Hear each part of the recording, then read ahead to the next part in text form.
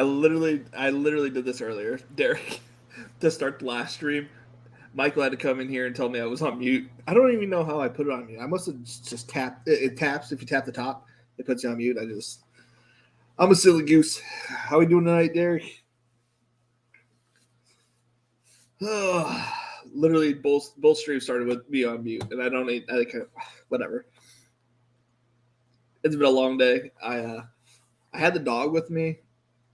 Just sent him over with the wife with some Burger King. And I got the kids some Burger King and whatnot. And I sent the dog with them. I tell you what, I could not focus on making any lineups or on anything because immediately I put the dog in here. I was like, cool. She's not yelping, but like she's like wants attention. So she's a puppy, she wants attention. All right, I'll give you a little bit of attention, but I was like, I'm trying to focus over here. And then I said, all right, so she finally gets up on the bed. I'm like, okay, maybe she'll calm down since it's bed. Immediately tears a hole into my blanket. Whatever, not a big deal. And then takes a huge ass dump on the middle of my bed. Like, Jesus. Your mic had gestures built into it. Had gestures built in. I know one mic, if you wave your hand over the mic, it mutes. Not mine. No, you just like I got it from Best Buy. You just tap the top, it goes on mute. It's really sensitive, so I've been guessing that I must have just touched it. This one does not. This is no hand gestures, at least as far as I know. All right, so I don't know how your lineup's looking after last night, Derek. Mine, I feel pretty good. I had a lot of Gabriel Davis on mine, so I'm like, oh yeah. I don't have any Cooper Kupp except for the one I drafted with Charlie, which is funny. It's funny that I'm curious to wonder if I can find that one because I can find that real quick because I don't have any. I don't have too many Cooper Kupp teams. Oh, that was on DraftKings. Playmaker, Cooper Kupp. By one team. Let's see here. What else is on it? Anything else from last night's game? He drafted it. This doesn't look like a Cooper Kupp team that he would have drafted. Yeah, maybe he did. I don't know.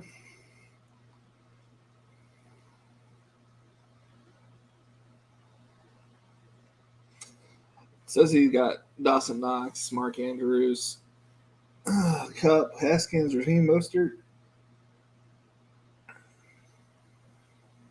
Interesting. I don't remember that being the team. I can always go back and look at it. What else? What up, Dennis? Sorry about earlier. It was hard to focus with the dog running around. Gabe Davis was my highest 4 times receiver on Underdog. Let's go! Oh my god, that's awesome, dude. I didn't have any digs. I have some digs, but not a lot. It's because obviously Najee, Diggs, they're all in that same area. It should let up red when muted. I agree. It doesn't make sense, but I got you, Derek. Yeah, it was tough focusing with the dog just running around, running amok, pooping on my bed. So, I'm still being new to a dog, owning a dog. I had one when I was young, but I haven't had one in years. I've had cats. And, cats are very self-sufficient animals. Was not ready for all that heat that she was going to bring me. So thank my wife for letting me have a little bit of free time, alone time. Technically, this would be the time when everybody goes to bed and I can get on. We'll probably go till like 10:30 since we don't have anybody in here to bother us. Not like my wife would bother us, just get distracted sometimes. She's so beautiful. Alrighty.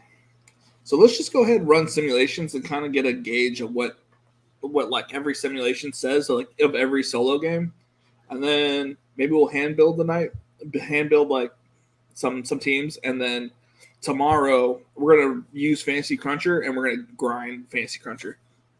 My last puppy, she's 2 now, used to legit seek me out, get on the couch, lock eyes, drop bombs on the couch. Oh, that's messed up. That's messed up. Well, I bought a rare Michael Carter, so I have a RB on the main slate in Rainmakers. You bought a rare Michael Carter? You didn't have to. I don't think you have to buy a rare. Or was it like bugged? Or did you want to get a rare so you can use a rare on the other stuff? Did you like upgrade to the rare core or rare lineups?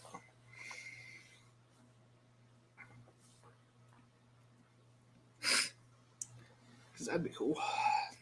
I have like 1 or 2. I have like 1 lineup or 2 lineups in the rare section.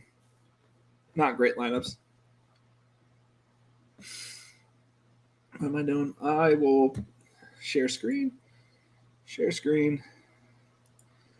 We'll go to run the Sims. We're just going to run the Sims of everything. We'll leave what I left with the Green Bay and whatnot. Everything's 100. We'll leave all this the way it is currently, but then the rest we won't touch, mess with it too much. We'll just kind of see what they think is going to be useful. I mean, I probably shouldn't be messing with it too much. And then tomorrow, after I get back from work, I'll probably do it off screen so I can just like straight up focus on it. And I'll enter what I think my projections are and then spit out my projections onto things. The video game, The Sims. Yeah, tomorrow it's going to be all Sims day. I'm just China serious. I'm just kind of curious on what it says. So it's saying Kirk Cousins is going to be a stud. Blah, blah, Jefferson, Dillon, Aaron Jones. That's interesting. Is there anything that's not, or that's cheap that's popping off? So A.J. Dillon's popping off. They don't play kickers in the main slates. Neither of these are really popping.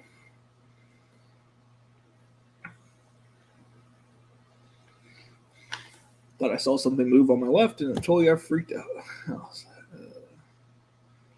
So this is not like perfect, obviously, because it's like trying to find the captain and whatnot. But finding the flex is useful because it kind of tells us like what is like the best play.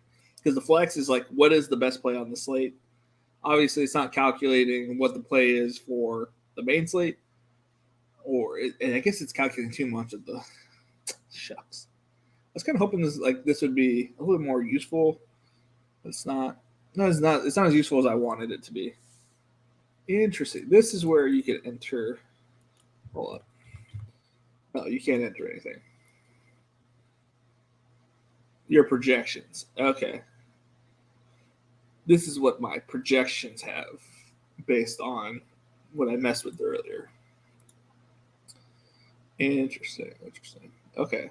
So based on the amount of rushing attempts that I put in there and the receptions and whatnot and the touchdowns, this is after 5,000 lineups. This is what it spit out. That's interesting. I'm not exactly sure how it works, but I think the lineup is good enough to win a ticket. What did you had? You had Daniel Jones, so now you have Michael Carter, DJ Moore. You had another good receiver, Bateman. I think that's good enough. You saw most of my lineups. If you think you could beat 100 of mine, I think you could probably do it. And then that way, like that lineup, and maybe you win a ticket, right? Let's just say you win a ticket. You win 1 ticket. You can take that money that you win from that ticket, you say you entered the ticket the next week. Let's say you win $40, right? Awesome. You won $40. You can invest into 2 games that next week, right? Or what you can do is take that $40, invest it back into Rainmakers, make a $40 lineup, and then you get 2 tickets the rest of the way, and you get, you know what I'm saying, like you get $40 into the tournament all of a sudden with 2 tickets, most likely able to cash. You take those 2 tickets potentially, and let's say you win $100. You know, let's say you just kill it. You're killing it. You're winning $100. You could take it and invest it, or you can invest that $100 into upgrading those 2 lineups, or you could make a 3rd lineup, however you feel, and you could spend the other cash on other tournaments and whatnot. I just see Rainmakers. Like I see a snowballing effect on Rainmakers that you can capitalize early on. I could be wrong. I could, it could easily just be not a hoax. A money pit. Like you just keep adding money, but like there's like 500 great lineups ahead of me, and I just can't seem to crack it, kind of thing. I could see that. I could be wrong, right? Like I'm not perfect, but I see that there's only 900 people. There's 500 tickets. I'm 100 of those lines. I'm 150 of those lineups. That means, and you saw my lineups, they're not perfect. We will see how it goes, but it's interesting. Yeah, like, and I think that's a lot of people's approach to it. I think a lot of people don't like the fact that you can't do certain things here and there. And I'm not too worried about those other certain things. I'm just worried about, if I could get 150 tickets just from that, like how awesome is that? Like 150 tickets would be $3,000 worth of lottery tickets, as Terrence called it earlier, at the big dance. And like, I wasn't planning on spending $3,000 a week on that. I don't have that kind of capital. You know what I mean? I mean, I do, but I don't. Like, not that I'm personally touching. And that way I could just take it. And then towards the end of the season, if I don't think I'm taking it any more serious, if I want to like back off and I just cash out a little bit, I can take all of my shares and sell them. It's not a big deal. I could sell them for $1 cheaper than they're currently going and then rake it in. Fields, CMC, Mike Davis, Tyreek, Mooney, Dotson, Pitts, Kamara, Bears was my first lineup.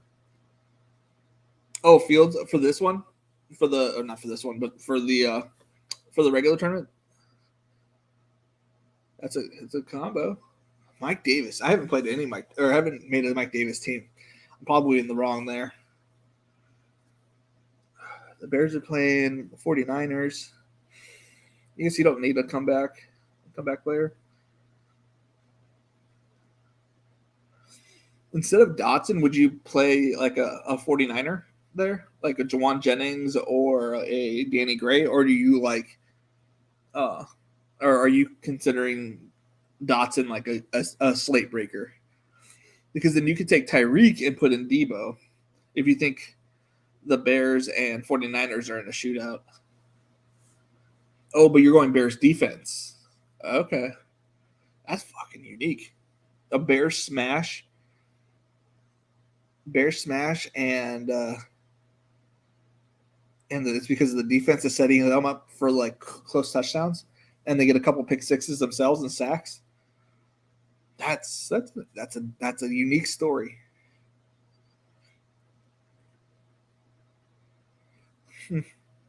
That's a good thing.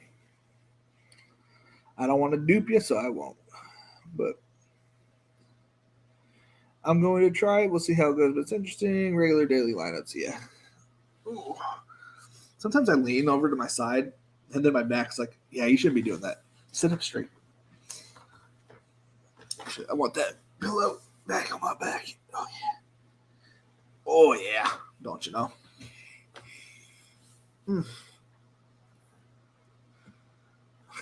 Hey, honestly, you never know. Like, it's such a random game. Like, no one's really playing the Bears side of it. There's a couple people playing Komet and Mooney, but I don't hear anybody talking about playing the Bears or the Bears defense. And then I know that logically it's probably not the best to be playing them, but I don't think it's a bad play, especially if you're trying to take down like a big pot. I don't think it's bad. How do I go back? Slates. Let's just do the main slate.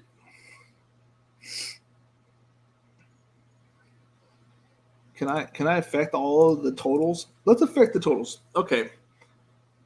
So I've been saying that the Steelers sneak out this game, and we'll say 27-24.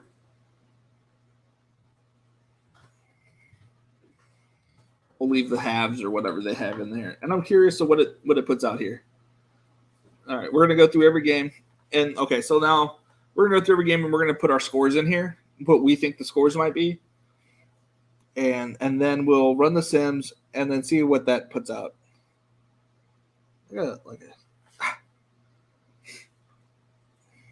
Let's see how that affects the thing.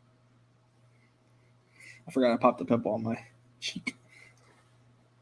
Pull up my scab because I'm a degenerate. Okay, so my thought process is that the Steelers are going to come out hot. They've been game planning, for a while. Oh, I missed something. I want to play players from teams that actually played in the preseason and didn't want to sit the whole time. Yes. I mean, clearly, didn't we just see that come into effect? Obviously, the Bills were on a whole nother level this week. I mean, I don't know if they were taking some kind of disrespect or what it was, but they weren't playing any games. They played not a lot during the preseason, but they got some preseason action. I agree with you. I want to play the guys that have a little bit of legs underneath them. Do you ever max out the weekly contest, 150s, or do you typically build around 1 to 2 players or more of a mix? I think, are you talking about like the contest? So I'm maxing out this week. I'm maxing out the Millie Maker on the $5, the 50-cent 150 max. I'm maxing out. Trying to think, the $3 20 max. I'm maxing.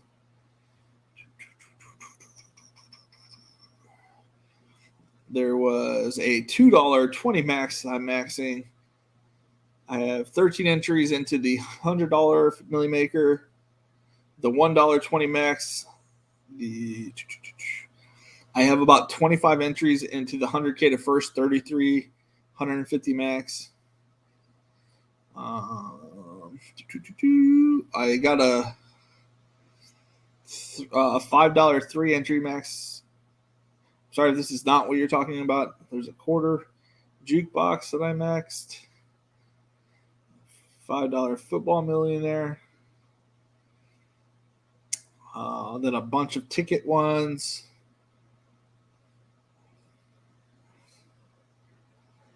And whatnot. Yeah, a bunch of tickets. I didn't really do much more than that. I have a bunch of 10-cent, like, for $15 Monday tickets. And if you're talking about players, let me pull this next to StreamYard so I don't miss it. And if so, do you typically build around 1 or 2 players or more of a mix? I think that's a tricky question because I'm not 100% sure how I feel about everybody. I typically like to build. If I was to hand build every one of these, it would probably be a mix of like 1 to 2 players built around them. If I thought there was a smash, I don't know if there's a smash play this time that's going to be low owned. I typically like to find a low owned player and smash the shit out of it. Like a low owned player that I see like a boom from. And I haven't found one yet. But I'm not afraid of doing that. And then I think there was last year, it was the Cowboys and Chargers played, and I 150 max on. Of course, I did this on FanDuel. I 150 maxed Keenan Allen, with a CD Lamb, a Justin Herbert, obviously, and then a CD Lamb bring back, and then whatever it gave me.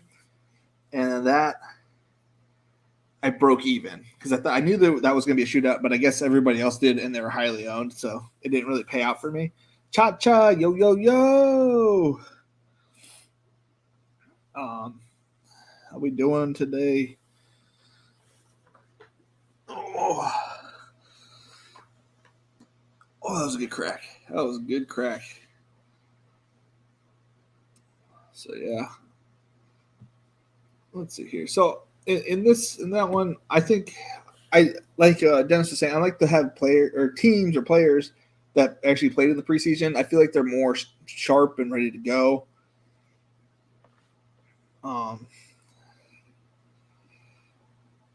What's it called? Yeah.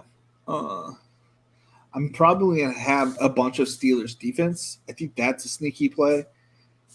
Like how sharp is Cincinnati? How good is that offensive line comparison to JJ Watt, and all them? And then,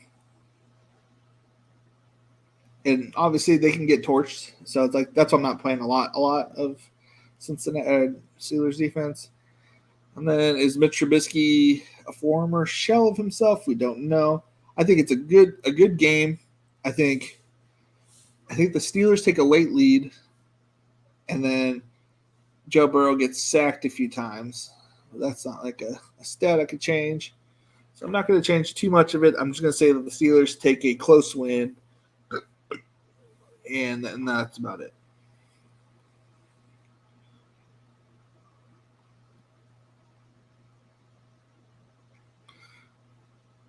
I'm going to take away. I don't think Samaje Perine gets a 5%. I think it's like more like a 3. What do I need to add to? I wasn't paying attention. It's a 75% chance that he gets the rushing TD. Probably should give it to Joe.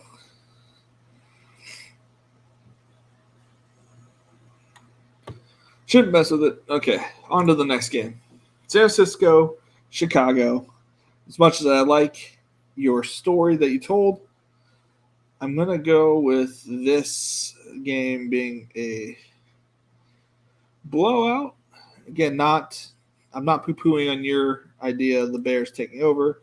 Just what I think is going to happen. And I think it's like a 30.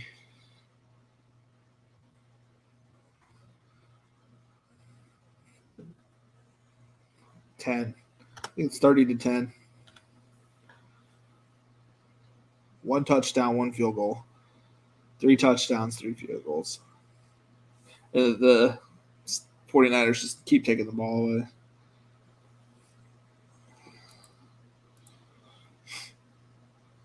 Cleveland Browns get smoked here. They put up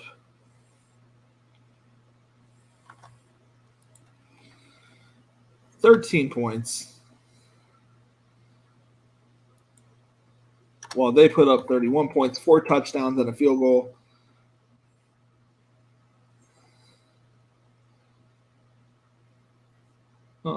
Passing 100%. Okay, I just want to make sure that was normal. I like that you could affect the interception rate, which is cool. I'm not going to touch it, but all right, on to this game. What do we think is going to happen in the Baltimore game? Let's see. Let's just think about it. We come out early. We're coming out hot and fresh. Jackson comes out and plays. He's playing well. Do we see a chance for the Jets? They're playing at the Jets, right?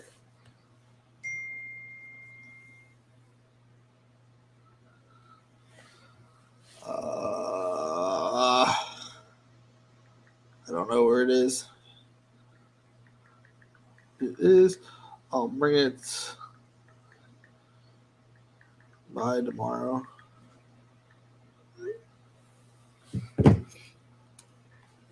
Do we think it's a blowout? Do we think the Jets team D comes to play? They gave up a lot of passing yards. No, they did shore up their the pass rush. I think it's still. I think it's a 27-12 game, and I think it's all field goals and nobody's getting any touchdowns from the Jets. I don't know what I just said, but 27-12.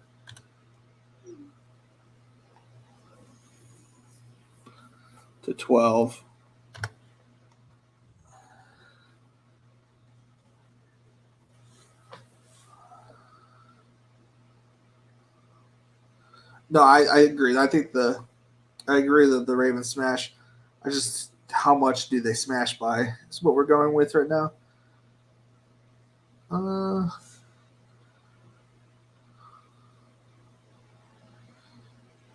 I, Derek, I think that you are definitely going to be in the minority, and I think that if that happens, you're winning the big bucks because I don't think that's a that will not be duplicated, and I like that team.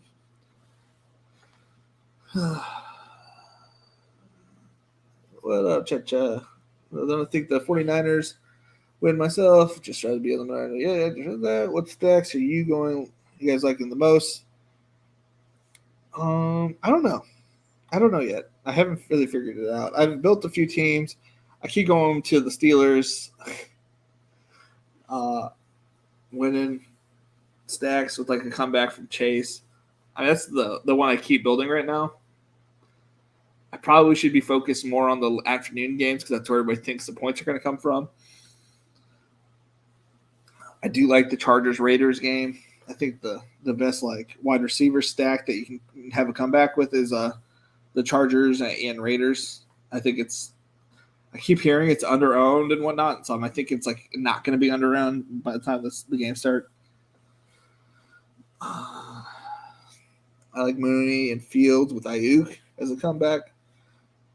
See, I think that'll be. It won't be popular, but when you see Fields, it's going to have Mooney, and I think Ayuk might be one of the top plays if it's not Debo. Ravens smash, but Jets can't score enough to give back for the G. Yeah, that makes sense. I feel you on the Steelers. Pickens price too. Sheesh. I don't care if Deontay is officially playing. Yeah, I don't really care either. I think that what it's going to look like. We got Najee in the back, right? Bitch under center.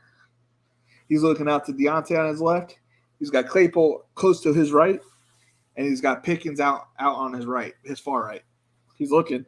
I mean, who's guarding who from the Steelers? Like how far deep are the Bengals running on cornerbacks? Because that's that is like legit three top receivers, right? That's going to open up potential lanes for Najee in the back, and Mitch himself can run the ball. So like bootlegs, play action is actually going to work this year because nobody was biting on a bootleg or a play action really from Ben. So like I don't know, and like Pickens is AKA the dog. He's the ultimate dog player. And Mitch, man, he's not afraid to sling it. And on top of that, you got Firemouth at tight end. They got a dangerous offensive squad that's severely underrated. This is probably the best team that Mitch Trubisky has been on, and he has once thrown 6 TDs in a game, I believe. I'm like 90% sure. I could be pulling that out of my butt. Mitch, 6 TDs? Or was it 5 TDs? Mitch Trubisky's tremendous game with 6 TDs. So everybody's poo-pooing on Mitch Trubisky, but the man has had a game with 6 touchdowns in it against Tampa. Preach. Like, it doesn't make any sense. Like, it makes sense, but it's like, it does and it doesn't. But, like, this is the best talent that's been around him ever. He's never had talent like he has now. Like, yeah, Jimmy Graham was at the end of his peak, Darnell Mooney was just a freshman, or just a rookie when he had Allen Robinson. He had drawing a blank on the kid's name, small kid. Anywho, he had him, and he had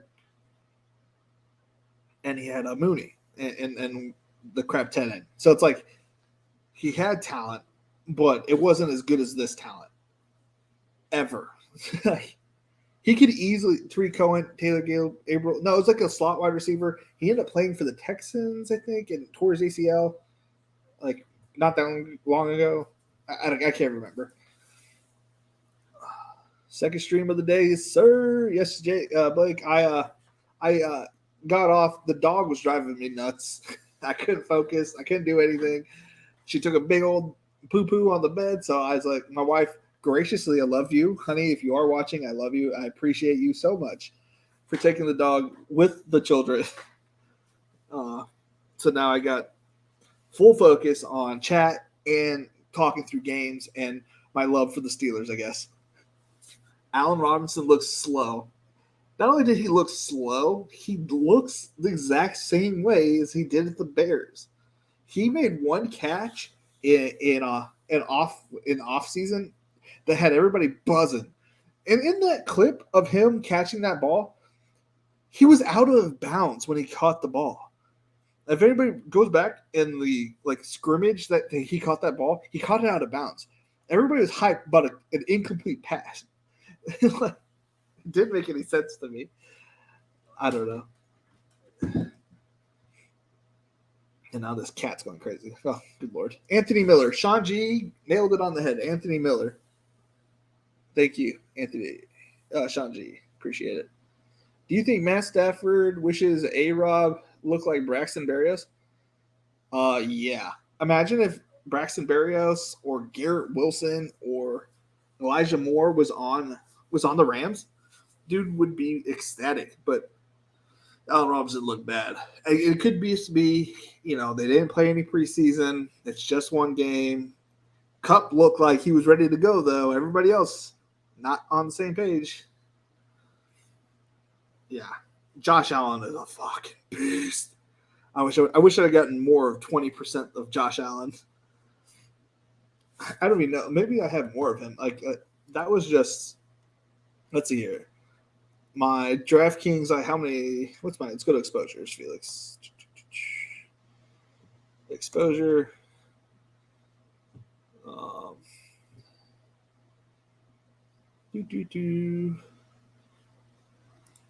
It's not loading. DraftKings. Exposure.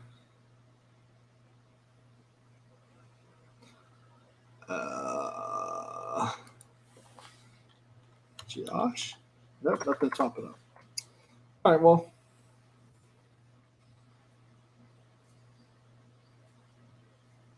Maybe it's just loading and I'm being way too impatient. All right. Where did that StreamYard go? There it is. Nope, Stafford is a racist. He only likes white receivers. All right, well, I guess he's going with Braxton. Braxton, Kyle Phillips, Danny Amendola. I thought Robinson looked bad too. Glad my friend didn't take the trade offer in the offseason. At first, right? Robinson for Metcalf. Woo! Whew.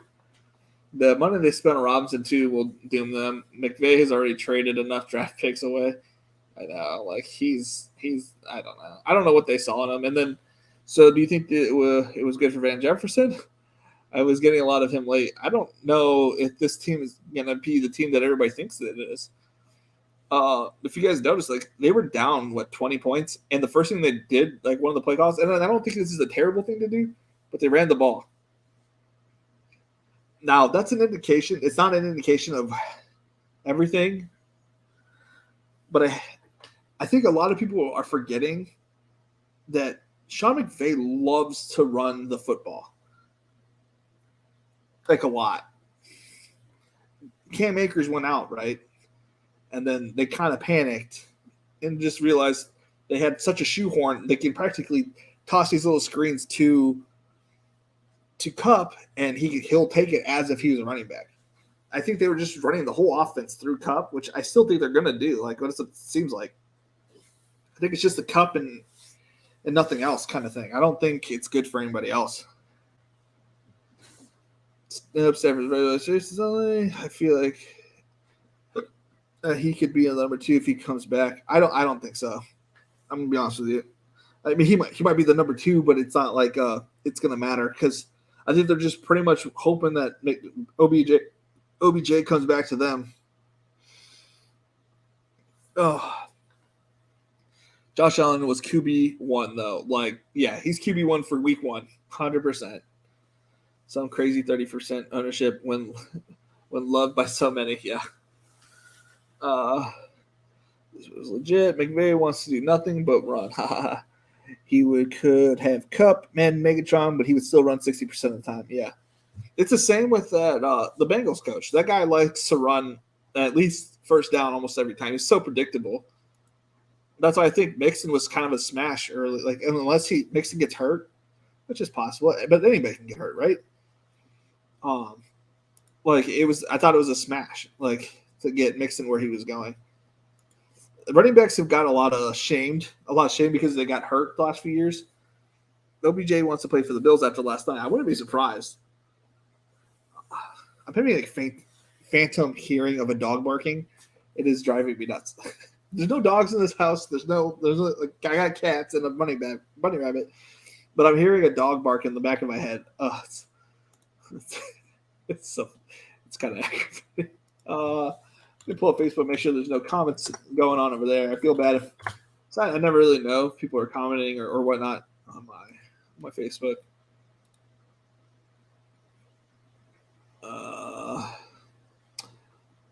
There is a great screenshot of my Facebook. It looks like I'm doing gang signs. It's covering my face. Whatever. I want to make sure I just actually did. I am not actually watching it. Let's click on it again, and then pause, mute it. There we go. Sorry if you heard myself talking to myself about myself in the video about myself. Okay, so back on track a little bit. I think we're caught up on chat. Oh, did not catch up. Yeah, I agree with OBJ. Will probably want to play for the Bills, or he might want to come to the Chargers and take over Keenan Allen whenever that happens. And then I dump drafting so much Joshua Palmer. I stayed away from Mixon because he's running against the Bills. Week 17, not a fan. Yeah, I get that. I can see that. I just think unless the Bills came out like they did today, it's going to be a cold day. It can kind of run. I don't know. Like I can see that game just like shooting out, and you just need every piece from both games. I can see the Bills getting up, right? Let's just say the Bills get up 14-0 on the Bengals, and then it's like we're passing every down now, right? And then you need the pass catching running back, because Joe Burrow's like having to quick toss it off because Von Miller's coming right off the edge. So he's got to make some dump off passes. It's like not good currently for the Bengals, right? So then the Bengals are like setting up for they think the screen's coming and they fake the screen and they throw it deep to Jamar Chase in single coverage. I'm not saying that's what's going to happen. I'm just saying like that's what I see in my head. But it doesn't mean like just because you don't think a Bengals running back is a smash in week 17, that doesn't mean your other running backs can't be. But he doesn't mean he won't be the running back you need weeks 1 through 16. You know what I mean? Or whatever. I don't know. Like, I guess I am worried about week 17 because that's where all the money is, right? But I don't think we need to focus like all of our attention to week 17. I still think you got to get there, and I think Mixon could be a part of it. I could be wrong, though. I could be wrong. All righty. New Orleans at Atlanta, I think. Okay. This should be the cornerbacks for Atlanta are pretty good, but the pass rush is not good. So Jameis should have all day to throw it, and a sneaky defense would be Atlanta because I think, well, this could be a closer game than people think that it is. I don't think it's a blowout. I don't see what the other side is. 24-18. I would say this is like 24-21, like it's a 3-point spread. I think it's a little bit closer. I don't think 20. Let's say 21-22. I don't know how they get to 22, but that's what we're gonna say. They get to 22. I think New Orleans sneaks out the victory. I think it's a 1-point victory, whatever it is. And it's like on a last-minute field goal because they had the ball last, and Jameis got them to halfway. But Jameis could easily throw away this game and put them back in. This could be a shootout for all we know. Even though we all think New Orleans defense is good, they don't have like their what's his name from old cornerback from Ohio State that he transferred and he became Malcolm Jenkins. They don't have Malcolm Jenkins. They got Tyrann Mathieu, Drake London, and whatnot. They make this game close. I don't think they're great teams, but I think that it's a close game. I think Jameis looks decent, not great, but good enough to win the game. Mariota loses by 1. The outlook for Atlanta looks better than normal. Do we have any comments or 40 more hours, Blake? Is that it? Man, I got a lot of lineups to make in 40 hours. I don't know how am I supposed to wait 2 more days till football. I know. It's coming. It's coming real fast, dude. Texas, Alabama, noon tomorrow or 1 p.m. should hold you over. I don't know about Michael Thomas, Dennis. What's he priced at? How did I mess this up? Okay.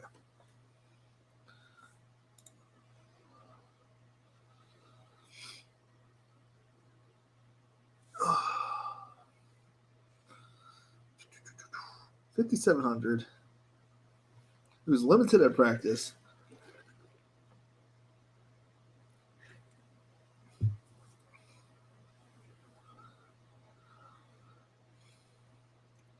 These are all like middling payments too. That's a quarterback that honestly he could break the slate, right? He could easily get like 2 rushing touchdowns. Let's say this is 21-22 like we say it is, right? We're saying that the Falcons get 3 touchdowns. Who gets these 3 touchdowns? What if Marcus Mariota runs for 100 yards, throws for 200, gets 2 through the ground and 1 through the air? Would anybody be surprised? How many points is that? 2 through the ground, it's 12. 1 through the air, 416. 100 yards rushing, that's 26 plus 3 for the bonus. 29. Passes for 250. It's 10 points. It's 36. Let's say because he's kind of doing all this because he's down a little bit, so he threw an interception. Through 2 interceptions, he's got 32 points in this theoretical mind of mine that I just made up. I mean, at that cost, that's 6x his cost, right? 30-ish points. He could 6x his points. Not easily, but he could.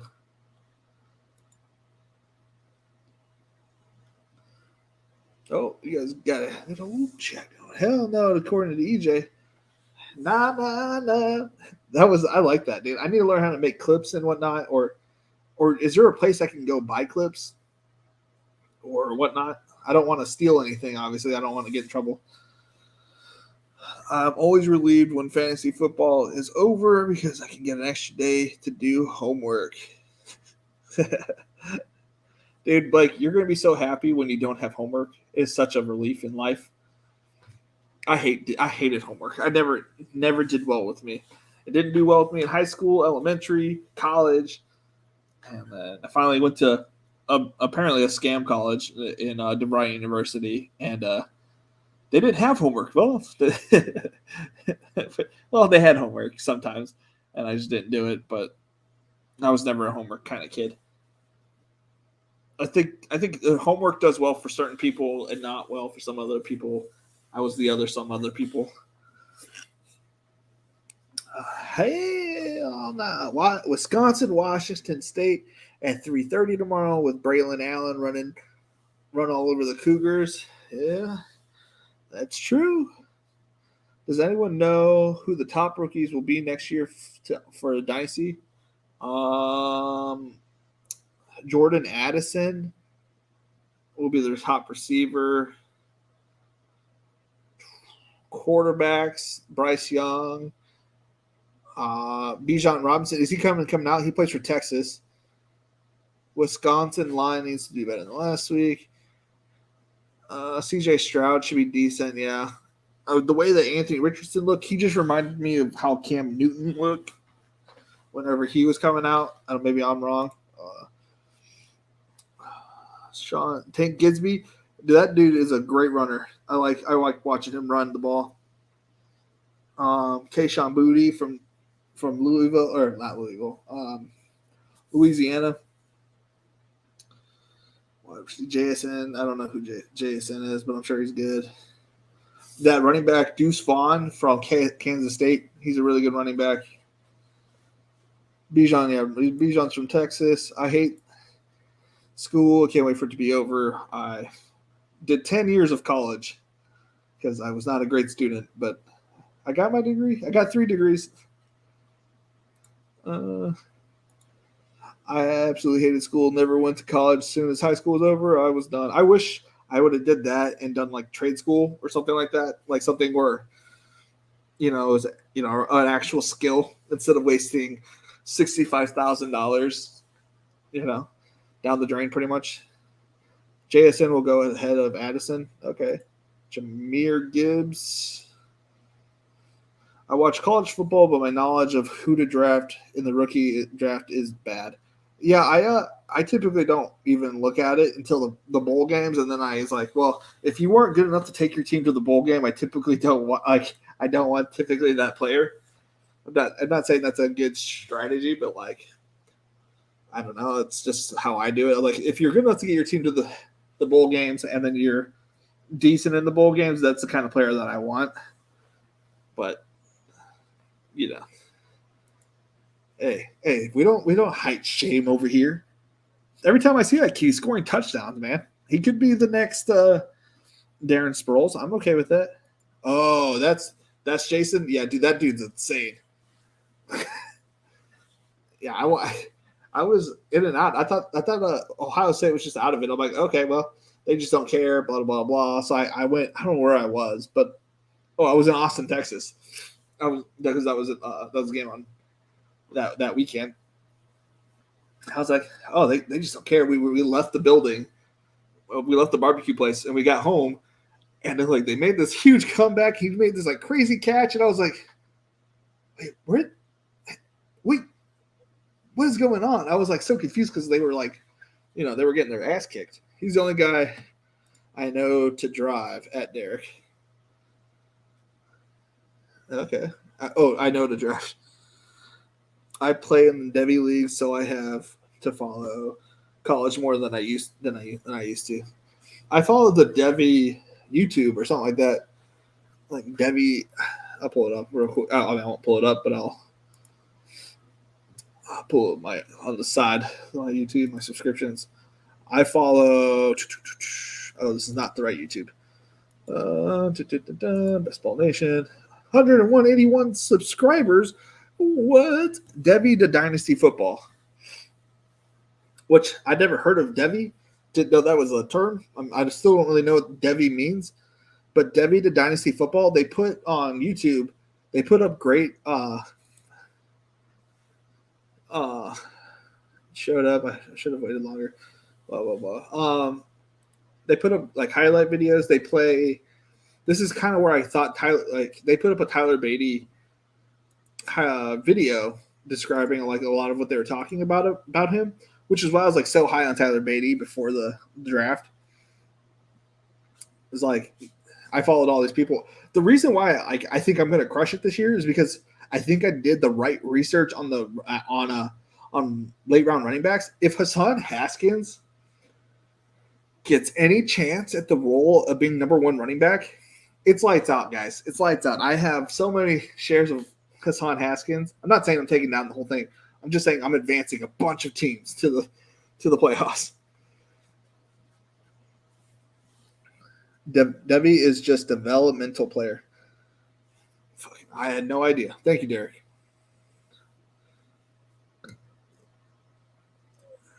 I also have a lot of Haskins. I don't know how much, but it's a lot.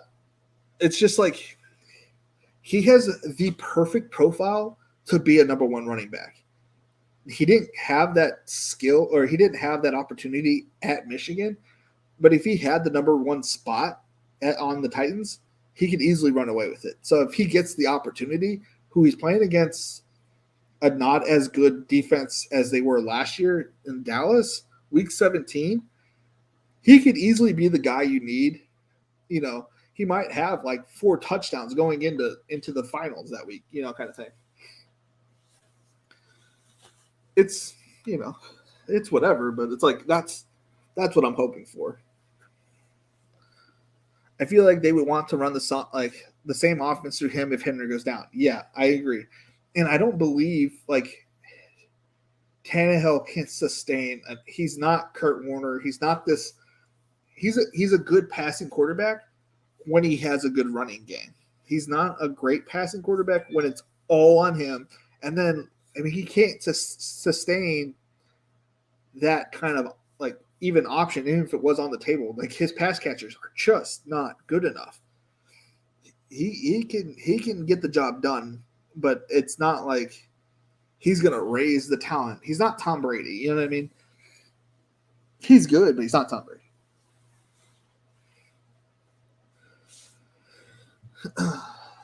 Let's see here. What's my wife sent me a picture of the puppy? She's panting. They're all panting. Okay. Text my wife. They look tired.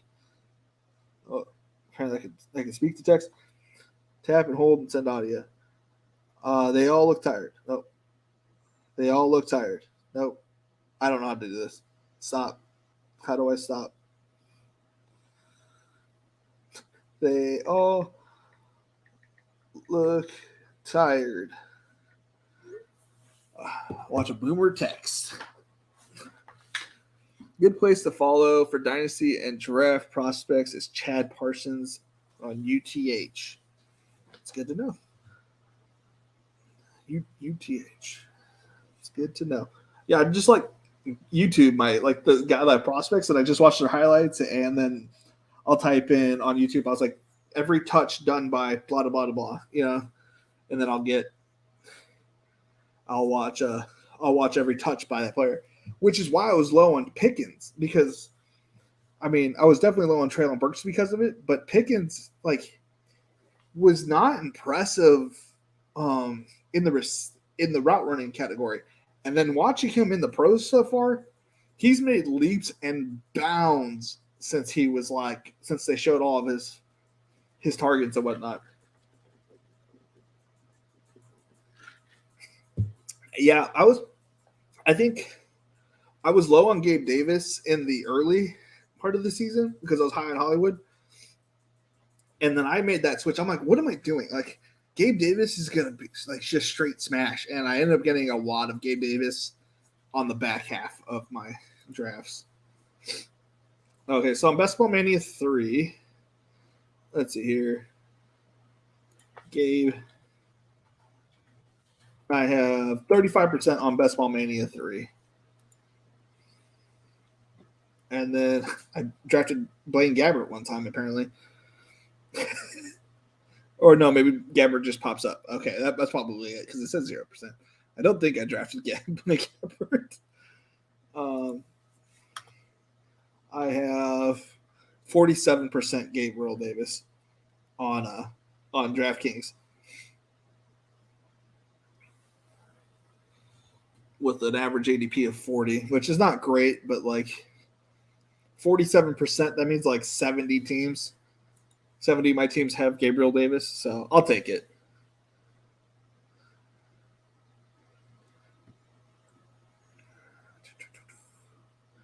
On YouTube, I like Ray GQ. Okay. Ray GQ. I should probably write that down. I'm old. The one and only Blaine Glamour share in the entire tournament. Well, I mean, let's be honest though. Like, in all reality, I know I didn't actually have any because it just went away because I don't know. I think it just like glitched. But that's actually not like a bad take. I mean, he would get the first opportunity over Kyle Trask, right? Blaine Gabbert wasn't a bad quarterback. He was in a bad situation. And obviously, if Brady went down, it's because the offensive line is ass, and it would be his like opportunity to get some playing time, right? Now, I'm not saying Blaine Gabbert is the next coming of Jesus or anything like that, but if he got an opportunity, I mean, if you look at who he's throwing to, he'd be throwing to Chris Godwin, Mike Evans, Cameron Brate, Julio Jones. Like, I mean, I wouldn't be mad throwing to that. You know what I mean? I was thinking about this, like taking a backup quarterback who's in a good situation. Like last night, out of my 150, I built all of them right by hand, and all of them had Gabe Davis as captain. So I felt really good to start with. Obviously, it tailed off, and I only won $500. But I had one lineup with Case Keenum in there just in case, like, and it's like he has all the same options as Josh Allen does. So like it'd obviously be a different kind of offense, but it could have worked, Minshew, man. Minshew was I used to every week I'd play the $3.20 max, and I maxed every week. It was the year after he was any good, and I maxed him with Lenny Fournette because he liked to check it down a lot. So that's like I always just went to him and him.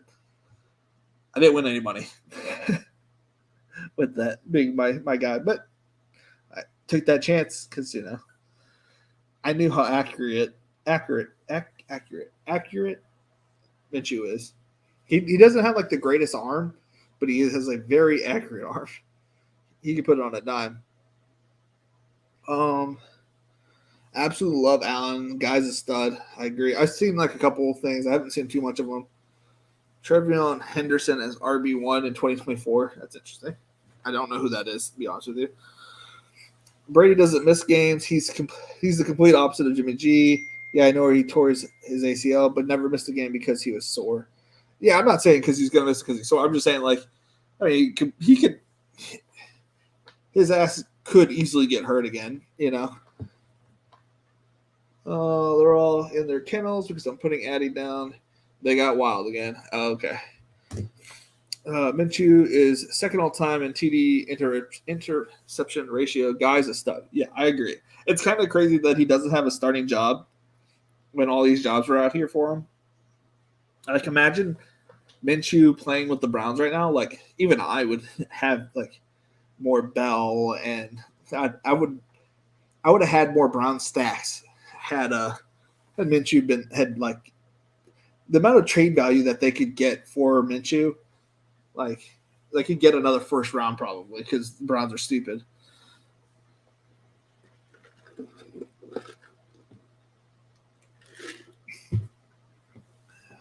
Let's see here. All right, back to these games.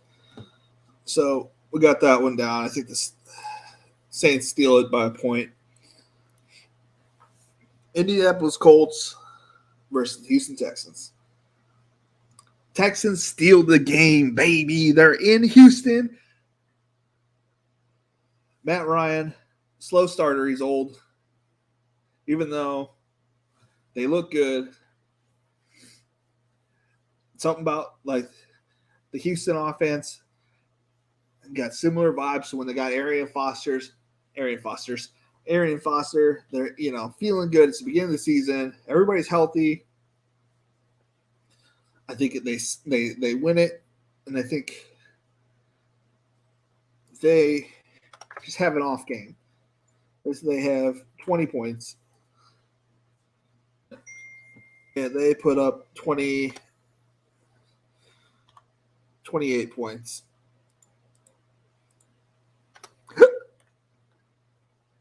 It's the shocker of the week. Nobody saw this coming. They're going to start the season on they're going to go on a the way that this ended and the confidence that everybody has in Matt Ryan is a little overblown. I think Carson Wentz was actually a really good quarterback and doing the best he can with the options that he had. I think Matt Ryan's going to come in and struggle a little bit. Especially, he's not going to, he's dealing with the exact same offensive line. And in all reality, he's got the same, offensive weapons as he had in same type of offensive weapons that he had in Atlanta, except Alec Pierce, I think, is actually decent. But I think that'll take him a week or two to get into playing shape. Or not playing shape, but playing, getting his targets available to him. And I think the Texans, with that new run game, are going to be able to shorten games. I'm pretty sure their middle linebacker, the good one, is out. So you're looking at an upset potentially because the Houston Texans can just milk the clock a little bit, sit Matt Ryan down on the other side, get him a little cold. You know how that works. You know what I mean? And then their defense is not great, right?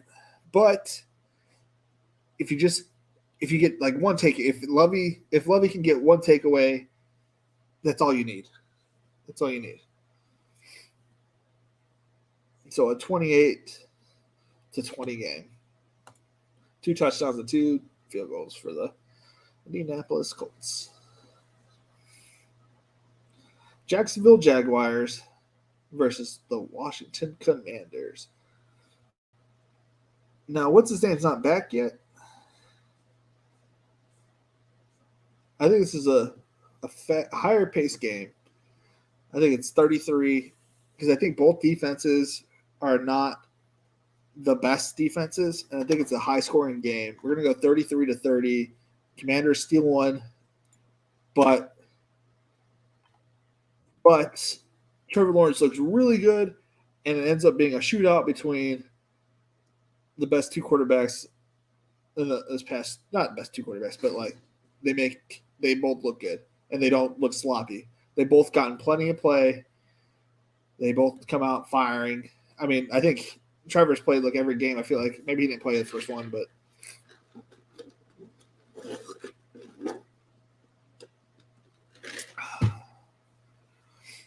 I think it's a good game between the two. Ron Rivera sneaks out another one. Oh boy, no. Let's see here. Did I forget? Did I miss anything? I was upset when they didn't give Minshew a shot. I liked him. I know they didn't give him a shot, and he looked good in the opportunity that he got with the Philadelphia Eagles. I was a little upset too. What do you think about ownership of Pierce is going to be? I could pull up Fantasy Cruncher real quick. Hold on. I can tell you the projected ownership right now.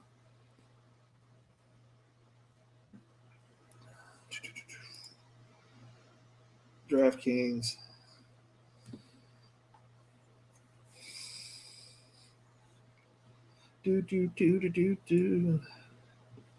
Running back. The ownership for Pierce is going to be about 5%. It's 4.9 according to the ownership pro on Fantasy Cruncher, which I canceled, but it still is there, and I don't think they charged me, so I got to get in contact with them, make sure they can charge my card, so I don't want to get any trouble with anybody. Or have to pay double or something. I'm okay if they charge me this year and I pay for it this year, but I'd rather not if I don't have to, because I apparently have run the Sims, and I think they didn't charge me either. I'm not really sure. Don't know what's going on. Maybe they're free. I don't know. I don't know. It said I have like ownership for life or something like that, so I don't really know what that means. So about 5% for Damian Pierce. So not as owned as you. Actually, I just pulled that up. I don't think you guys care about looking at this currently. So let's share screen. Fantasy Cruncher, where are you? Ba, ba, ba, da, ba, ba. So right here is owned players, and he's right here. 4.9%. Projected for only 13 points. See, you could get that, but and I don't like him, but Dalvin Cook, projected for 18 points at 5%, or 3.5%, you get Nick Chubb. That's insane. Nick Chubb. Now I get like it's going to the Panthers, but like, what? I mean, I don't trust David Montgomery, but this is like one of my favorite things to do. Imagine playing a 3.5 Ezekiel Elliott and a Nick Chubb, right? Like Ezekiel Elliott 6,100, same price as Saquon Barkley, so no one's really looking at him playing in Nick Chubb, a couple $100 more, playing that combo, and then you could be as chalky as you want everywhere else. You know what I mean? Like, I thought Derrick Henry wasn't going to be very owned. It's 12%, which doesn't sound like a lot, but for this it is. Najee's going to be fairly owned. That's interesting. JT not as owned as I thought. He is the most highest priced. Whew.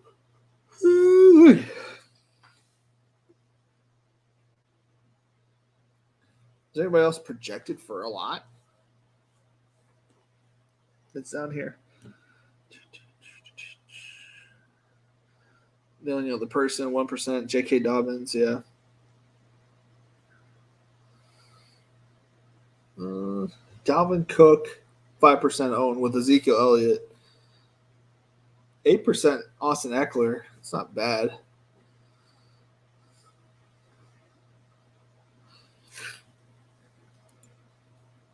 How about Kamara? Kamara at 10%. So not the most owned, but definitely not the least owned. Right in the middle, projected for 19 points. And I get that projections don't really mean shit, right? We get that. But for $1,000 cheaper, right? At least $1,000 and change. Well, no, $700. You get somebody who I don't like, right? But the matchup isn't terrible against the Packers, but it's not a great matchup at all. I don't really like it, but a similar projection because he's probably going to get a lot of the work. Probably, I say. Gibson, I thought wasn't going to be very owned, but it projected at 9.5.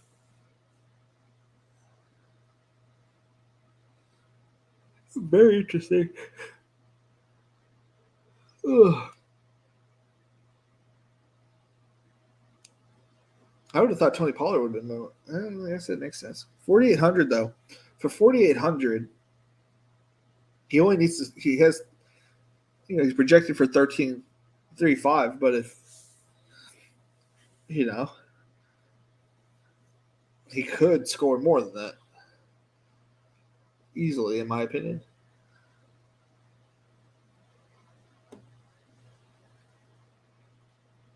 Oh my goodness, I cannot stop yawning. I'm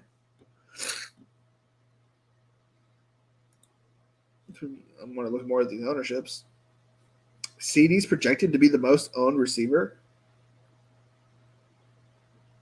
I'm not looking at the right slate. Oh, come on, Felix. Fucking rookie move. Rookie move. All right, let's change everything. All right, where are we at? Oh, God. Rookie move. Damian Pierce. 5.5%. So a little bit more. Dalvin Cook at 7%. Okay, it's still not bad. Alvin Kamara, like you asked, was at 13%, so a few percentages more. Fucking rookie move, dude.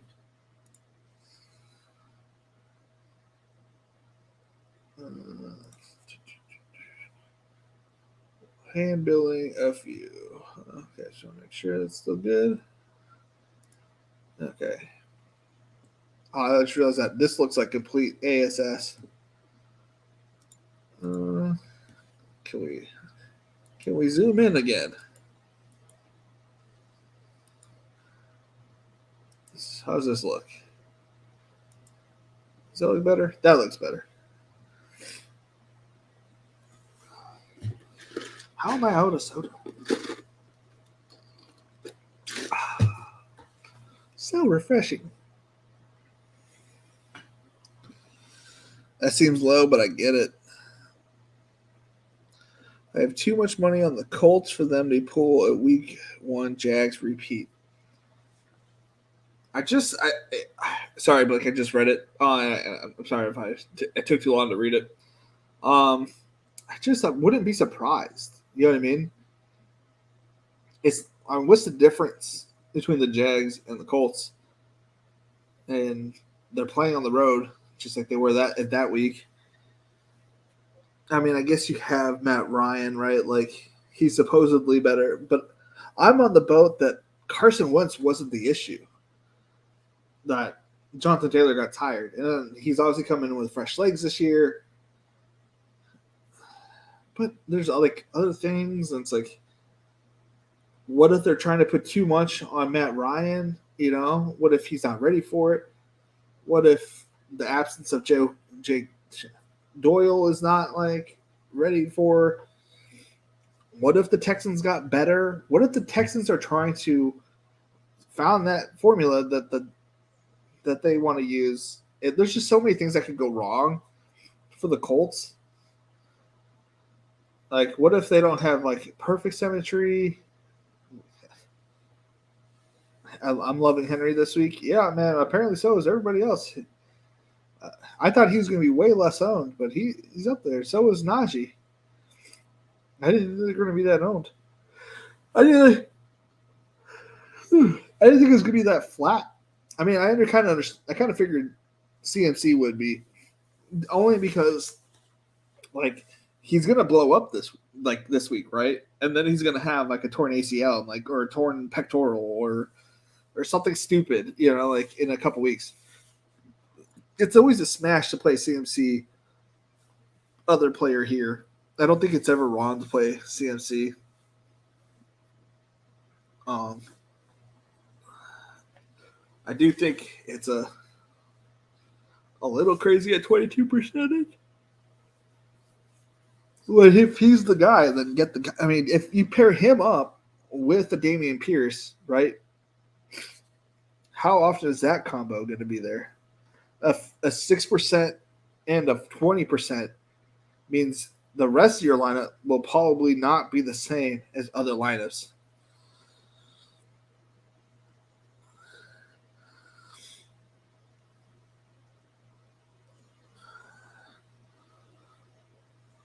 I wouldn't be surprised either. The Colts lost to the Jags, which was their only win of season week 1, and last year they lost to the Jags to make the playoffs. Yeah, I wouldn't be surprised either.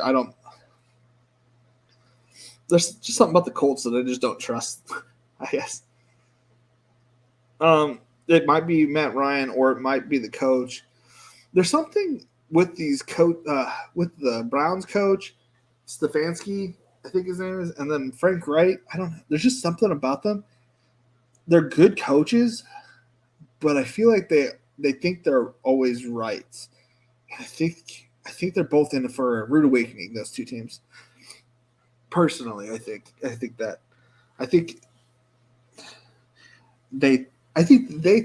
they're good enough they can just throw in any quarterback in any situation and it's going to be perfect, kind of thing. And I don't think that's the right take as a coach. Hold on, get my cook my legs. A little chilly. A bit late to the party. Sorry if you already addressed this, but I'm curious on which chalky players you're into for week 1. No, I haven't gone into it. Actually, haven't gone into any of it, honestly. I've just been chit chatting, kind of gauging the room, kind of gauging like what everybody else is kind of thinking. Um, honestly, this is the first year I've actually obviously streamed it, and it's like typically I'm on the other side. I'm like right now I'm typically grinding out like other inputs, what everybody else is thinking from like their videos. So it's like this year I'm trying to formulate my own opinion without listening to everybody. It's not going well so far, but it's like talking it out is one way to do it. I mean, honestly, I know some people's thought process. I've gotten some inputs. I guess while I'm at work tomorrow, I'm going to listen to everybody else's like main thoughts. A must listen to on Saturdays is Al Smizzle's 5 Under 5. I think it's a great tool, a great video to watch. It's a great video to watch because he gives you 5 players that are underneath 5% owned that could blow up. He's not saying they're going to blow up, but he's saying that they could. It's like one of the best videos to watch all weekend, in my opinion. I'm used to drafting best ball every night, and now I have 2 more days for football. I know, dude. Oh, 2 more days, y'all, for football. We can get a real look at these best ball lineups. You know what I mean? It'll be 1 weekend. Oh, I have a team. I forgot that I had done this. I have a team where I drafted all Buffalo Bills and all Kansas City Chiefs. Except for Marcus Mariota's on the team for some reason. I don't really know that reasoning behind that one, but it has all of the teams on it. Like it's so funny. I don't think I did it intentionally at first, but it was pretty clear that I intentionally finished it that way. I am not in the Smizzle tournament, but I plan on being in that one if it hasn't filled. The Pat Mayo one, I plan on being in. I was in the Smizzle one. I got like 3rd in one of his, and it was like a $300 I don't remember what it was, but like I was in the top 10 like all day. It was the Hunter Renfrow, like one of his like his first explosive week. I had him in that tournament. I just entered his fan tourney for Rake Free. Yeah, he's got one. Pat Mayo's got one. I think Joel Holka might have one on FanDuel. I'm not sure. Who else has one? I don't know, but we have a $3 winner take all. It's on my Twitter profile. It's also been in a couple of the chats a couple of videos ago. If you want to take a look at that. Jarvis so thankfully set it up for us. I think it was like almost halfway filled last time I checked.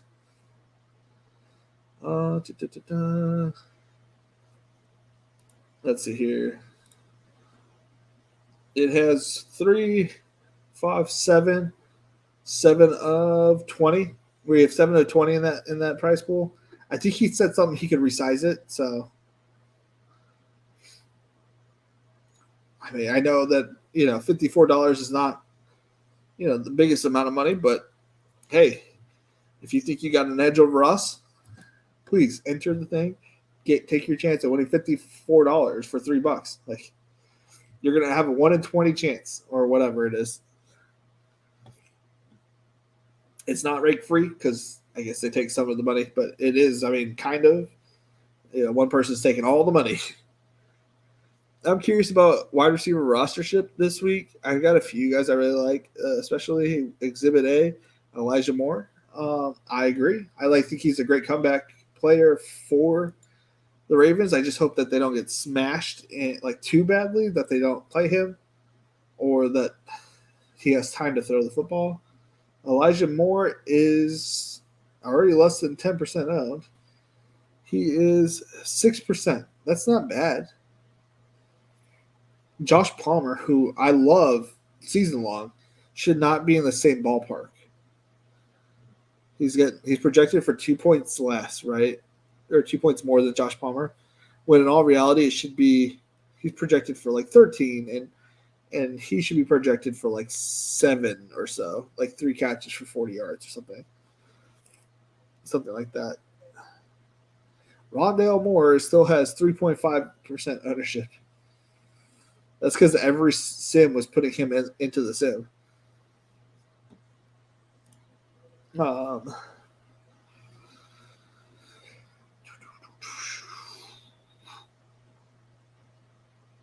How is this going by ownership pro, and 4 is before 4? Did I hit some other button?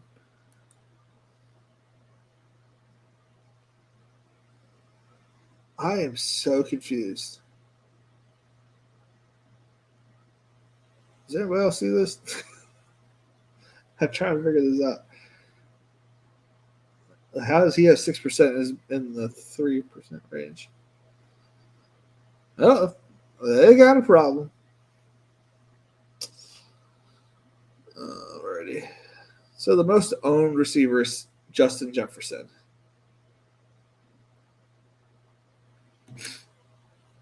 And if you did a bring back of that game, I guess you're going Aaron Jones because Alan Lazard is not playing.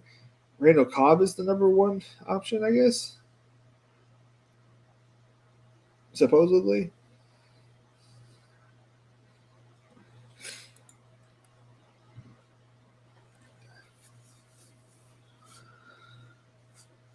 Honestly, like I'm not even looking at that stuff. I have no idea. It sounds like you're the expert on that. On that.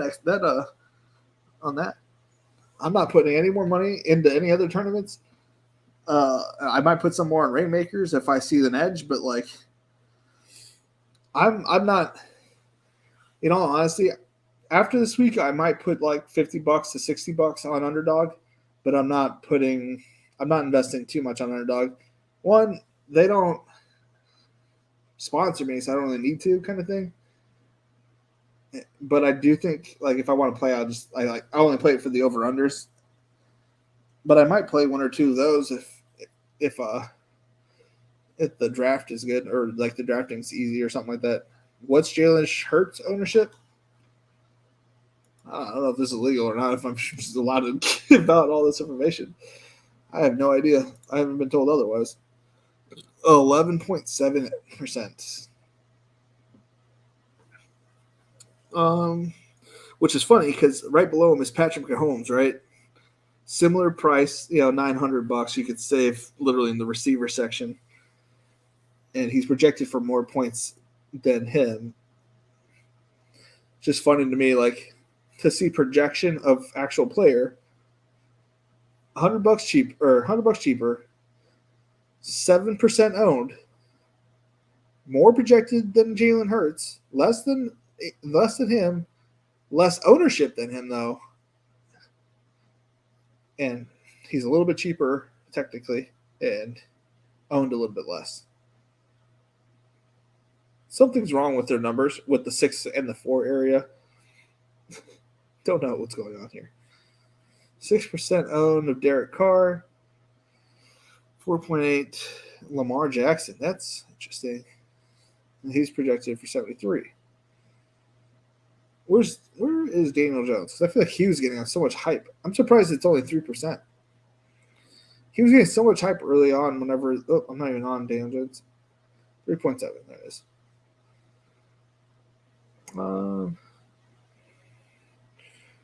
Kirk Cousins. Because so many people are getting Justin Jefferson, they're pairing him up with him 4% of the time. It'd be the dumbest thing to stack him naked or stack him without. I mean, you could pivot, right? You could pivot off of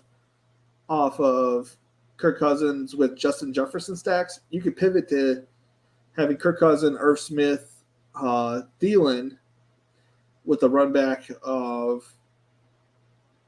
AJ Dillon or Aaron Jones or or both or whatever. You could pivot to one of those. And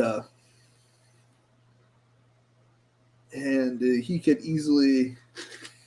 That's like a pure pivot like option. Like nobody would have that. That'd be severely under owned. I'd figure 4%. of Kirk Cousin owners will have like 50 or plus % of Justin Jefferson ownership, if not more. I don't think that they would not be paired lightly together. If I was to guess, they do these things like they typically like if they don't fill, they can become very close to filling. Like as soon as those tournaments go, nobody likes to see overlay, and people smash the overlay on stuff like that. Chris Harris has was the other person I was thinking of. I watched some of his stuff, but once he left ESPN and he was doing the shows from his apartment, it got really awkward. Like I don't know, like he was like the kind of like semi-demanding that we hit the like button, or he wasn't going to do something like I don't know. I think it's just kind of. I guess he was a little butthurt that he got fired or let go from ESPN or wasn't working there anymore and thought he deserved like likes and stuff. It's like, no, that's not how it works. You got to work for them, man. You got to work for the likes and the appreciation and love. You don't just get it just because you worked for ESPN and whatnot. I want $1 million. I don't expect a damn thing from anybody else. I like Chris Harris's breakdowns. I like the player takes. I like all of what he does. I agree with him like on 99% of it, but I don't agree like his approach to his YouTube-ness. A lot of this is seeming to me that there's a lot of rookies and fish in these tournaments, right? That's what it's saying to me. And everybody's trying to be unique. I mean, honestly, this is ownership overall. This is not like ownership just in that tournament or whatnot. But it's pretty slimmed out all the way through. That there's probably, millions of teams with this 2% kind of thing. Like if you had Mac Jones, right? He's in this white part right here, 1.6. What's to say that Mac Jones doesn't just slap here, right? He has Hunter Henry and Kendrick Bourne or something along those lines. And that combo was the combo you needed. You tell me a 1.6% owned Mac Jones would be the only lineup by itself? No, but if you paired it up with two players and a bring back that wasn't like Tyreek Hill or Jalen Waddle, that would be. There's almost no way that that's going to be owned. Is it possible that that's optimal? No, probably not. 99% of the time, none of these plays are optimal, right? But that's an optimal lineup because it's a potential for optimal lineup if it's the nuts. You got to get lucky. Those are the kind of weird stuff you got to do for the $1 million. I would not recommend doing something like that for cash games. Gotcha.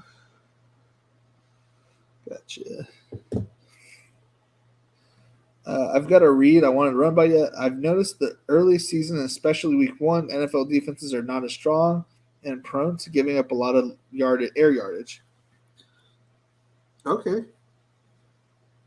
Any team in particular that you're thinking about? Because my read is that Mitch Trubisky takes over week 1. There's something about Mitch Trubisky. Remember, if you guys remember, he played the Detroit Lions a few years ago. Him and the Bears, and he just wrecked them. Right, that was early in the season. That was his connection to Allen Robinson and Darnell Mooney and my guy got it for me earlier. Sean G nailed that pick for me. I'm drawing a blank on again.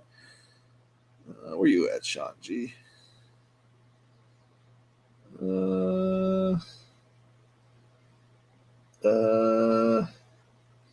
Sean G. Anthony Miller. That's the player I'm thinking of. Be back in a sec. Okay. Oh, man. There's so many combinations, too. I feel like everybody's going to be playing every combination. I think the first thing we're going to do Saturday when we get back, we're going to build lineups all day, right? We're just going to build. And the first thing I like to do the first thing every year that I like to do, this is what I do. You do you. If you don't want to do this, I build one stack, a quarterback, two receivers with a comeback on every single game. And I know, again, that sounds stupid to do because then you're diverse and you're not taking a stand anywhere. That's fine. I can admit that it's not 100% equitable, right? But I want to at least have one side, like 100% chance that I have the right quarterback with receiver chance. It's a 99%, chance that I'm gonna have the right quarterback and technically the right receiver. May have the wrong comeback, and the other receiver might not do shit. But at least I'll have one lineup for 100% fact that's viable ish. I'm not saying it's gonna be perfect. I'm not saying anything like that. I'm just saying it's gonna be in the cash. And I know that we're not trying to cash here. We're trying to bank the milli. I also think that it does that too. But we'll see. We shall see. I think I'm going to do the rest of the DK simulator off air. And I'm just going to take a quick nap. Probably wake up around 3 or 4 in the morning. Come back on and then grind this before I go to work. Oh, I'm so happy that my wife took the dog.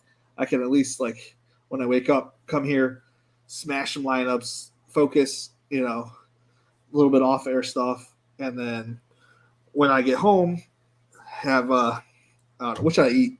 What should I eat for lunch? Oh, Chick-fil-A on Saturday, and then maybe stop by Walmart because it's like 1 minute. 2 minutes from my house. I don't know how many minutes. It's not very far from my house. Get some cooking supplies. Make some ceviche for Sunday. So that way when we're prepping on Sunday morning, after I get off Saturday night, I'll probably get off 11 o'clock Saturday. Get off at 11 or maybe earlier. I kind of want to watch the fights, but I don't know what time the fight is. Go start cooking and then have some ceviche in the morning. Make sure we shower. We look good. Maybe, remember I was talking about going on a show, right? And hosting that show with, I think it was JD or whatnot. Maybe we just do a show with just me. Maybe I can bring somebody who's like maybe I can find another co-host to do it with on Sundays. We'll find them in a few weeks because the next couple weeks are going to be kind of hectic. This next week is my son's birthday, and we're going to a science museum. We're going to Dave & Buster's, and then he's getting a Nintendo Switch for his birthday. So next week, I'll have lineups in and whatnot. It's all going to be off air. It's too busy the weekend. And then the weekend after that, I have my in-laws coming in, and they're going to be we're going to the beach that weekend, so I won't have any of my streaming equipment. So the next 2 weekends, we're going to do some shows during the week, but the weekends, there won't be any shows. And then when I get back, so week 4, when Zach Wilson comes back, that weekend, we're going to be doing, I think I'm just going to declare it here, unless my wife says otherwise, we're going to be doing shows Sunday mornings up until kickoff. We'll be talking about stuff. I'm going to have AirPods in so I can listen to what's going on in other places. So I can listen to like other YouTube shows while I'm doing my own process, while listening to chat and talking to you guys. Nick Diaz is the real GOAT. Dude, he was like on the original UFC matchups that I used to watch on I'd get the DVDs from. We had like this DVD store like in our mall. It had like millions of DVDs. You could go like pick out anything. You could pick out the WWF or UFC, and I'd always pick out the UFC and WWFs. And dude, he was a GOAT. He was like, I love the Diaz brothers, like in general, just because of like how BA they were in UFC. Like they didn't take from nobody. It didn't matter if they were getting their ass kicked. They were still going to come at you. It was insane. And they just slap people around. They were literally slapping people. buy me a Switch for my B day. It was 2 weeks ago. I know, man. I bought it a while ago. It's not cheap. Not cheap at all. Leave a like on the stream. That's what I'm talking about, Blake. Love the fight Diaz and Gomi in Pride. Yeah, that was a good one. Talking Eric Gomi, I can't remember how to say his name. He was a decent fighter. He didn't do well over here too often. Trying to think of that the guy he's fighting, Shaimat Chimaev, whatever, Hazmat Chimaev. That dude's a real one, but he definitely lost his last fight. I'm pretty sure he only won because of his name, like the hype around him, and that like it was like a close fight. You know, I feel like he won it just because he looked maybe a smidge fresher, but he definitely lost that fight, if you ask me. But I love him, so I do think that Hazmat is going to be too much for Diaz. He's going to go to his wrestling. I know that Diaz has got like a good wrestling defense, but like Hazmat's like on a whole nother level with his wrestling game. And I don't want to pick against Diaz because he's just like a legend in my book. But I think it's over for that chapter of the Diaz brothers. It's been 20 years, 30 years since they started fighting. They're like probably in their 40s. Probably, right? Like this, they got to be. The UFC changed up the whole card. Did they? Let's see here. ESPN. That's where I go for all my. I used to go to MMA Junkie, but I didn't really ever like their layout.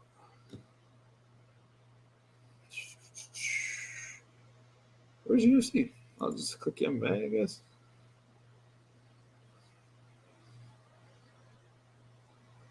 Wait, what?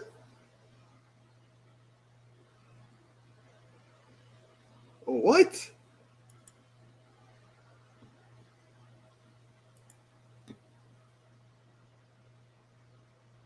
What? What? Wait, I'm so confused. What are my lineups looking like on DraftKings? How does that work for DraftKings? Since they're not facing the same people.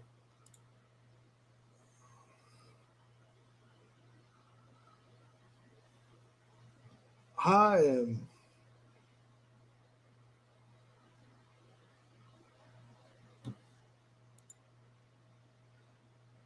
What?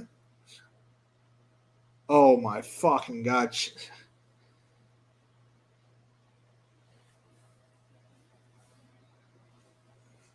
Holy shit. How did he mess that up so badly? I watched from early UFC days and stopped following right around the Anderson Silva Chris Weidman first fight. Just got too busy to follow MMA and work. That'd be like that's crazy that you missed that time period. That was a busy time period of it too. That was like it had some like movement going up, right? But like it like shot up after Anderson Silva started fighting. He missed weight like 10 pounds. That's so crazy. Especially because he's a wrestler. You know what I mean? Like they make those kind of cuts all the time. Nick is late 30s. Nate is sure for probably 32 if I had to guess. Shogun is my favorite fighter of all time. My favorite fighter of all time is kind of like a hipster type fighter, Damian Maia. If you guys know who, I'm sure you might know who he is if you follow the UFC because Diaz brothers age.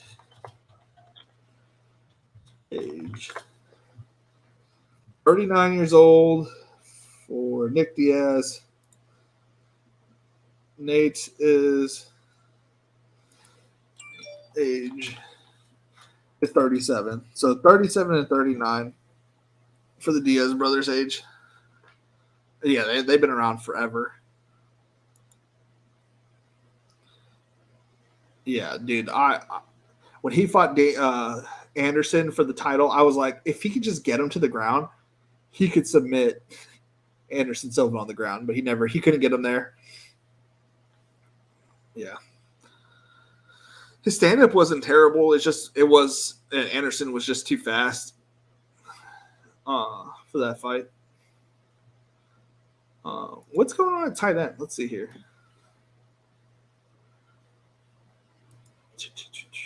Kelsey, that makes a lot of sense. Kelsey's the chalk play. What if you just played all the chalk plays, then you got like 1% players in different places? And quarterback is so smooth. It's so weird. What about defense? Defense, Commanders are the number one. I'm curious if it's because they're the bare minimum or close to the bare minimum. No pun intended. The Bears are 8% owned.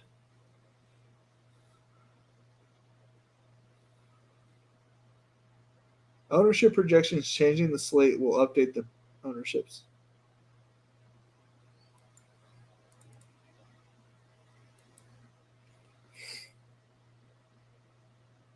The least owned defense is the Cardinals defense going against Patrick Mahomes. If you really wanted to get crazy, smash 100% Cardinals defense against Mahomes, thinking, man, everybody's back on the Cardinal on the Chiefs train, I guess. Interesting. And I'm surprised the Browns are getting a little bit disrespected. Does this even equal up to 100? How does this work? It doesn't even look like it equals up to 100. I guess it does.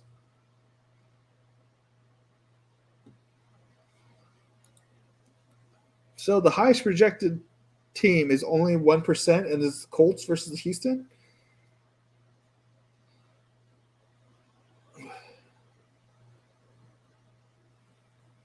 That's so crazy. So the highest projected defense without Shaq Leonard in the lineup is the highest projected percentage or projected ownership or projected points by Fantasy Cruncher is them. So that doesn't make any sense to me. Why would they be the lowest? And they're only, a little bit further behind.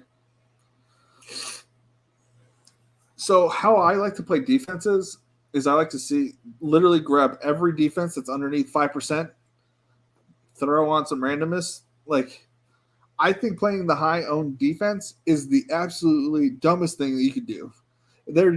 People do not know how to pick defenses. So what do? You bet on the rest of the field being a bunch of dummies at 5% ownership or less. You're taking your chance with a better chance. The year that Patty McIrish McCombs, what's it called? The year that Tom Brady went to the Bucks, and first game was against the Saints. I smashed 100% lineups with the Saints on defense. It was just a smash. It was like quarterback, new situation, unfamiliar with like his receivers, old timey guy. He was like big on timing and big on like everything being the right way, the way he likes it. Not everybody was used to him. I was like, it's perfect situation to smash. I don't typically go 100% typically on players. Typically, I will though if I think I have an edge somewhere, and I knew that one. Hughes Trigg 2 was such a great fight. It was such a good classic fight. Trigg got a bad rap, right? Like, but he was a decent fighter at the time. I mean, clearly he was just outclassed by Hughes in general. Oh man, I missed a couple. John Jones is a real goat. Nobody will run through the division like he did. Oh, real goat. Nobody will run through the division like he did.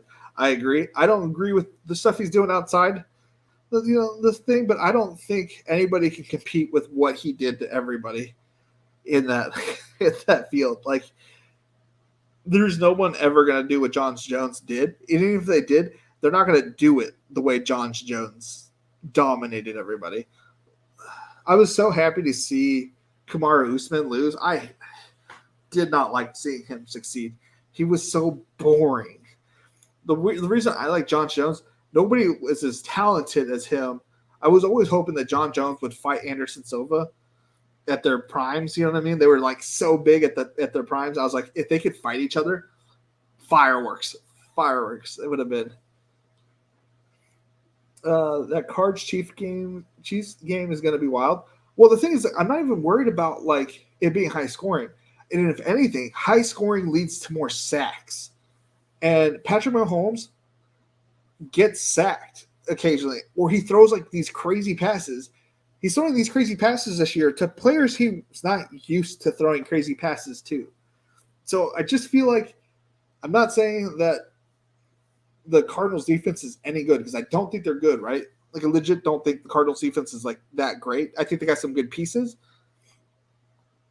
But as far as I know, J.J. Watt is healthy coming into the season. You got Budda Baker. You got a couple pieces, right? If they just get a couple plays here and there, as low owned as they are, I mean, what if they take a strip sack to the end zone? Like, you know what I mean? Like, it wouldn't be crazy to take the Cardinals defense. I'm not a fan of his lifestyle, right? Like, but more power to him. Like, he could do all that. I was more talking about like hit and run a pregnant lady, more of that nature. I think the ladies of the night, if that there's a place for it, I think it should get legalized and they should, have their own place of safety, and people who want to visit them should have every right to. But I think it's healthy to get things out of your body. I think it's healthy. In what scenario are we looking at defense? Is this for DraftKings Classic or Captain or Showdown? This is Classic. I think defenses are often – this Commanders defense could easily just be ass, right? Maybe because they don't have their guy. They don't have – what's his name? Chase Young. He's still out. So we're relying on Payne and Allen to get the pressure and get sacks. And I'm not saying that Trevor Lawrence is the next coming of God, but like they're supposed to improve, you know what I mean? And what if they're much improved? I think 13% highest ownership of defenses, that's a bad play if you play the Commanders. Now, it might fit in your build, but spend up for $100 or go down $100 and find something nearby. Let's see here. Let's filter the price. All right. 1 second. I'm about to sneeze. Or not. Where at? Salary. Okay. So for a cheap salary, right, we see that the Commanders are $2,500. For $100 more, you could get the Dolphins defense for 6% cheaper, I guess 6% less ownership. You get the Dolphins defense going against the Patriots, who have apparently looked terrible this preseason. And Mac Jones doesn't look. You could make the story that Mac Jones doesn't look elite, and they could get if they got some players. They got two good corners out in Miami. Then they can take it back that way. Playing the opposite game, people hate. Apparently, people don't like Carson Wentz. Well, why not? Because he tries to risk it all. What people think he throws like a bunch of interceptions, which he doesn't. But like in this scenario, if everybody thinks he's wild and risky, play the other side of him. Apparently, I mean it's apparently not the play because he's somehow supposedly only allow 4 points somehow against the Jags. He's gonna put that many points on them, but he's 10% ownership less. Or you could go down for a similar thing. Play the Steelers defense, half the percentage owned. You have the literal defensive player of the year and T.J. Watt going against the Bengals' new offensive line. It doesn't mean that they're going to be able to stop them. We know that they like to run the ball on first and second down, but like they're going to throw it on third down. And the Bengals like to live on a couple big plays. So why don't we play the Steelers defense, which again, I think the Steelers are going to come up big this week. Play the Steelers defense, potential, 4 sacks and keep him in the right point range, we're looking at 10 points potentially. I think that's where you kind of want to live. I don't think you want the Jets. I will say that. I don't think you want the Jets. But the Vikings, it's in a potential shootout. Maybe the receivers don't look good. So Aaron Rodgers tries to put it in the perfect spot, but the catch isn't made. A couple pick sixes, or maybe Patrick Peterson returns an interception or a punt return for a touchdown. You never know. God, those just flared up or something. Jalen Hurts, not the greatest known passer. Clearly, they got to upgrade at passing area, and I like all the receivers, but for 2,000, the bare minimum, for only a few points less. And what if it's a shootout? They can get a couple more sacks, kind of thing. Ugh. GSP and Anderson. Oh, that would have been interesting because GSP started to work in that jab real nice. But would he have just said, F that, we're taking this one to the ground? And would Anderson Silva even would he just worked him on the ground, or would it GSP just ground and pound? That would have been a good fight. That would have been a very good fight. Carson will watch a linebacker run directly at him for 10 yards away, and he will hold the ball looking at it and to hit a 60-yard touchdown, only just to allow the linebacker to lie him the fuck up, and he fumbles. It's possible. It's possible. I mean, why not? It's the Jags. They got Chad Muma there. He's an upgrade at their passing defense. And they got that Trevane Walker guy. They improved their defense. It's not like it's an unimproved defense. They're going to put up points, which means it could be a shootout. And if it's a shootout, what if it's, a bunch of sacks? GSP had the best takedowns in the game. Yeah, hands down. That fight against Josh Koscheck was awesome. Him and then Paul Daly. The Paul Daly versus Josh Koscheck fight was awesome too. If you ever watched that one, where you just held him down and just beat him up the entire time, and then Paul Daly went for the fight or the punch right after the bell rang because he couldn't fucking hit him during the regular fight. I had a buddy who trained with him for years, and saying how good his wrestling was, especially being from Canada, where wrestling isn't a big thing. That's crazy.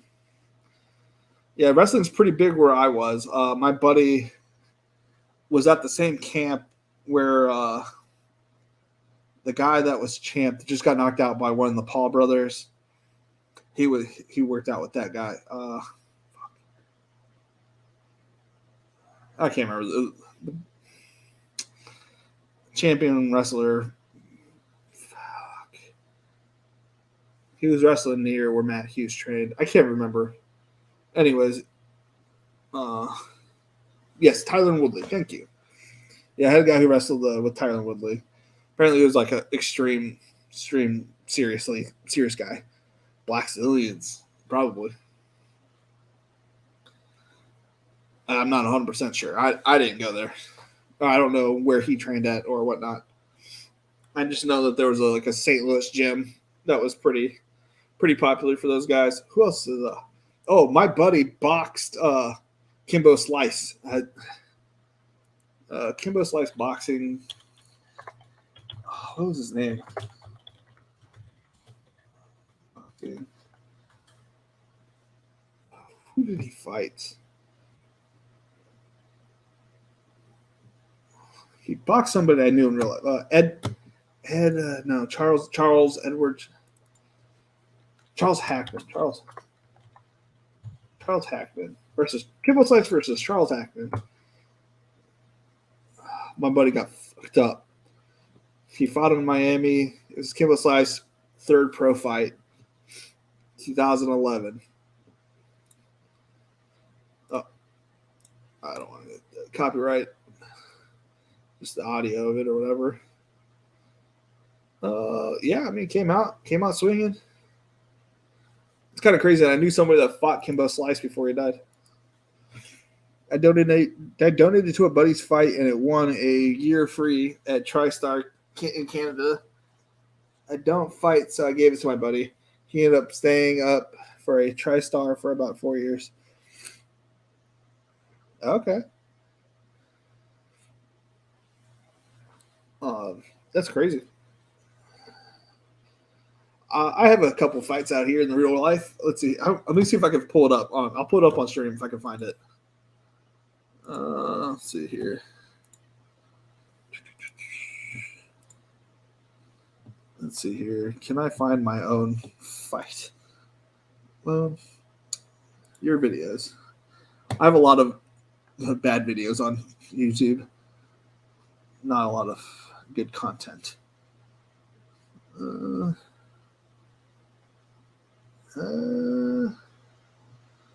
Content dashboard.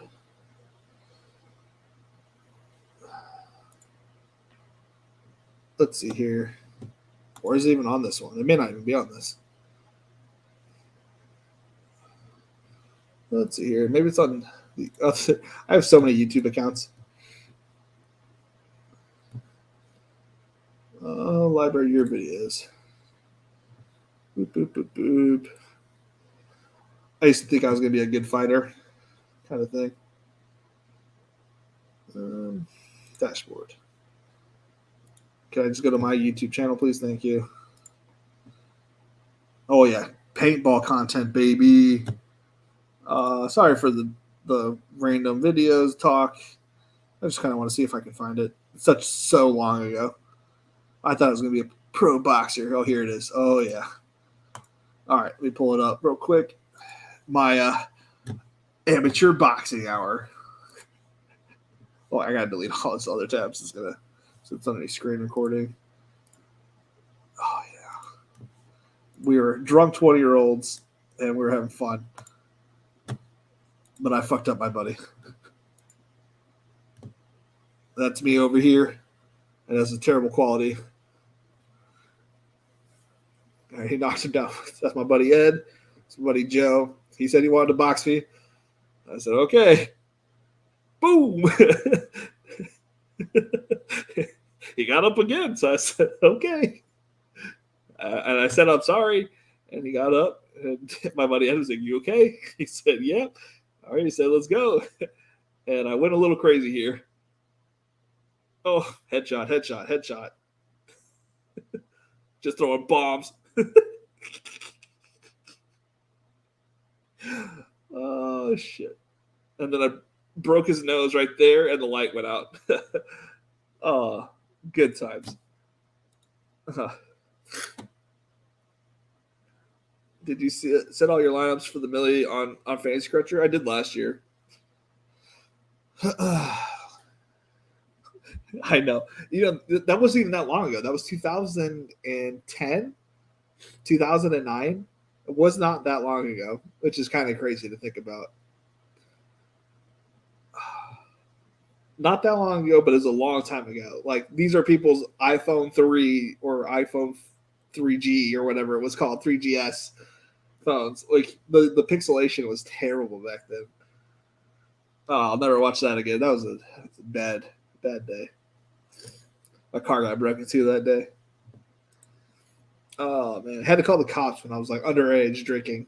I guess I had to have been 2008 because I was underage, so I was 20 years old. We were all 20 years old, so I wasn't the only one. So one person was 21, and we're all – she was at all the parties. Oh, man. Yeah, Anthony, I plan on – tonight I was just, like, chit-chatting and talking through, like, strategy tonight. And then tomorrow, focus up. Maybe we still got a little while. Maybe hand build a few teams.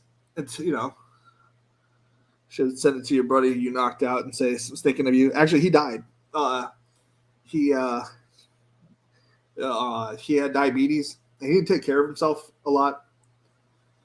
In fact, he never took care of himself at all. Let him crash at my house a bunch, and always was getting sick and whatnot. And I think one time he lost his license because he drove through. He was drinking and driving, and he drove through 3 stop lights and then hit a traffic pole, lost his license, was having to drive to Pizza Hut for work or whatever. Didn't make the greatest decisions. And one Christmas Eve, I think he wasn't taking care of himself again, and he had diabetes, like bad diabetes kind of thing, and he died from diabetes. But I'll never forget that video because, like, one, where I'm from, a lot of people think I'm crazy and don't want to fight me kind of thing, and he stood up. So, like, it was always props from me to him as, like, hey, nobody else is wanting to fight me. Like, we had these boxing gloves, and nobody wanted to fight me because it's going to probably put him down kind of thing. And because I did it to 3 people, and I wasn't like trying to hurt anybody. It's just like I know how to fight, and nobody wanted to fight me. I should have tried to make that a profession, but I don't take chances like that. / I think I look okay. I like the way I look. I wish my ears were even though. Like, we're gonna talk about it. When I put my glasses on, it feels like my glasses are faced like this. Just getting worse. Anywho, all right, let's get back to talking football. I've gotten way off topic, way off strategy. Actually, let's build some lineups. Share screen. Let's go to DraftKings. Let's build some lineups. Let's fix this real quick. All right, so I need John Kelly DFS in here stat. Oh man. So that lineup I'm not touching. He kept saying that, like, this could be a huge underdog and like she's bigger than her. She should still win, but she might give her troubles. That's the reason I have him. After missing weight, Shalev will take on Holland on a short notice.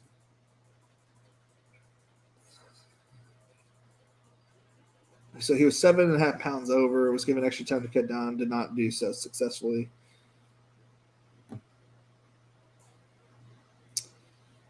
Was supposed to fight Daniel Rodriguez, who was on his opponent running a 2-fight winning streak. That is so weird.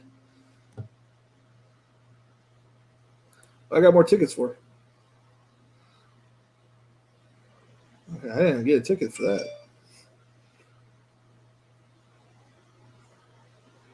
Look at all these tickets. I got all these tickets for fantasy best. All these tickets I won for fantasy football for the Millie Maker, and then for the other half for basketball tickets. It's the best way to do things, I think. It's just to get tickets for bigger tournaments. It's interesting. I have this. I don't know what these are. We'll figure it out. I'm gonna listen. I have to listen to John Kelly DFS. And that dude's my guy. So these tournaments have a very low win selection. You got to be like first, or you might as well just come in last because the payout is not good, right? Like, okay, so you can max this 750, right? And the top prize is a ticket. Second place, you don't even get your money back type of place. So you literally are shooting for first. Anything but first is pretty much useless.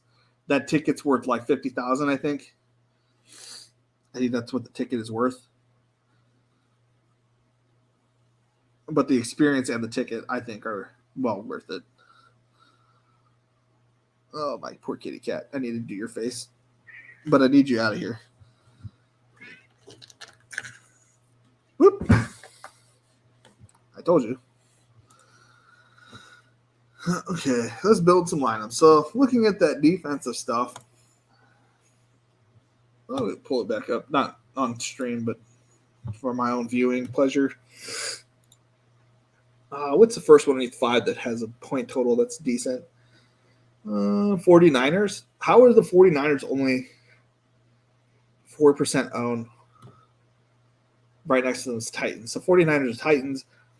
I'm going to go with the 49ers here. We're going to build straight off the rip. We're going to go with the most expensive defense, even though they have the best matchup. And that's why they're priced the way they are. Like, it's going to be Sack City and no points giving up. So we're looking at, in my head, at a nice floor of 13 to 14 points. A nice floor. We're going to build the lowest percentage owned team that could be viable to take it down. We're going to go ahead and build a Pittsburgh stack because I think that was low owned.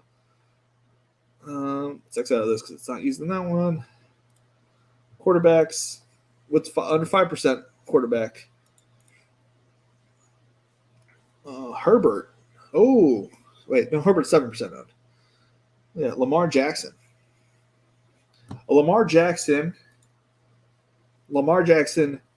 We're going to go Andrews and Bateman. And we're going to go with an Elijah Moore comeback. Not highly owned. It will be that will be a used stack, right? It won't be too like if people are going this way, it's gonna go this way kind of thing. Receiver, we're gonna find Bateman.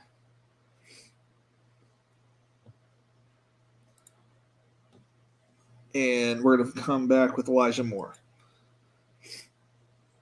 That's leaving us $5,300. Let's get our running backs in here and see where we're at. With how low owned Dameon Pierce is actually, I'm not really opposed. I thought he'd be like 10, 15%.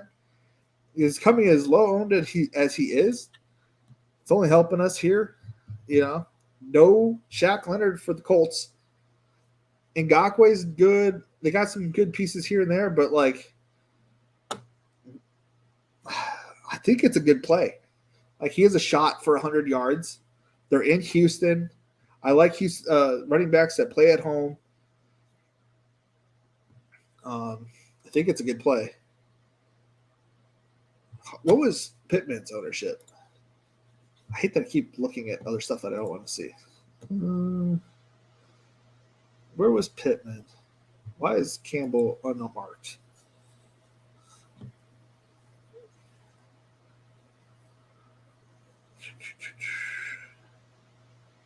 Michael Pittman is at 15% ownership.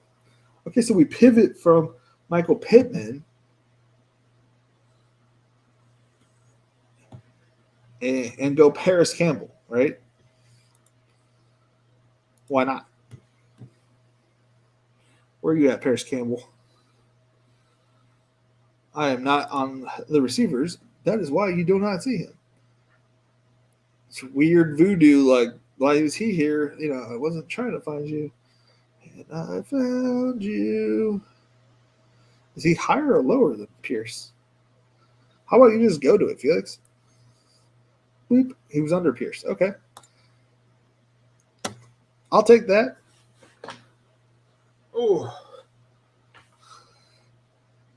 Let's see here. So now we have 6,600. How much is Jamar Chase? Right? Because he's one of my favorite receivers. Let's get this unmarked. Okay, so he plays a little money. And how sweet it is, baby. Oh, no. He's 6,400. I thought he was 6,200. I thought we had one there. I thought we had one. Thought we had a perfect. Where was Zeke? How much was Zeke? Zeke wasn't on this, Felix. Remember we talked about this, that he wasn't on this slate? We were curious on why you were talking about it. Oh, yeah.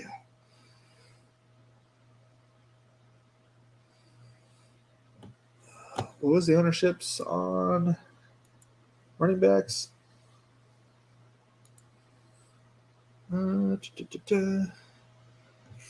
We have 6,100, and we're looking at ownerships underneath 5% because we need a big play to happen.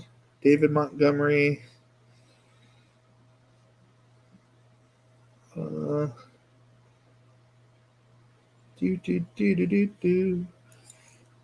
about here? What if we go here? We look for the best player. Saquon Barkley is 17% owned, though. I don't want Saquon Barkley. I don't want it.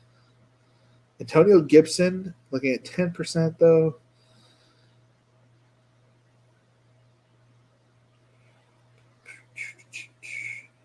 I can't play the running back versus the defense. That's just not. That'd be stupid. That's not optimal in any sense. What's his Miles? AJ Dillon's the only one that's screaming out to me. What if it is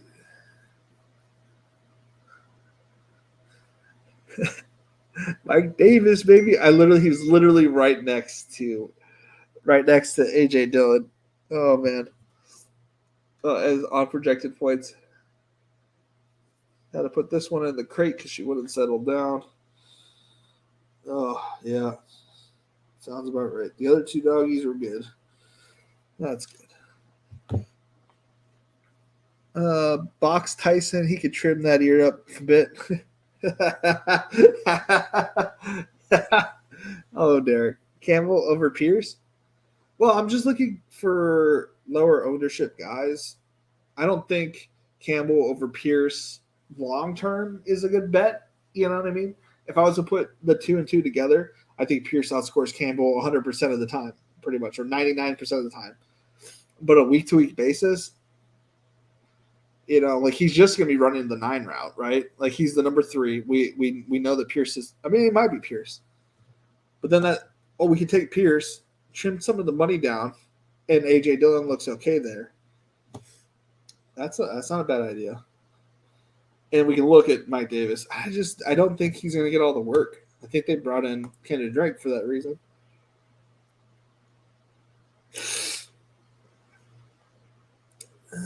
Pierce, baby. Or we don't take Chase. We go, let's go back to receiver. Let's take Pierce because I like Pierce. I like the idea of Pierce. Pierce. And we get flex. We get Nico Collins for the double stack. No, that doesn't seem smart. It doesn't seem smart. Well,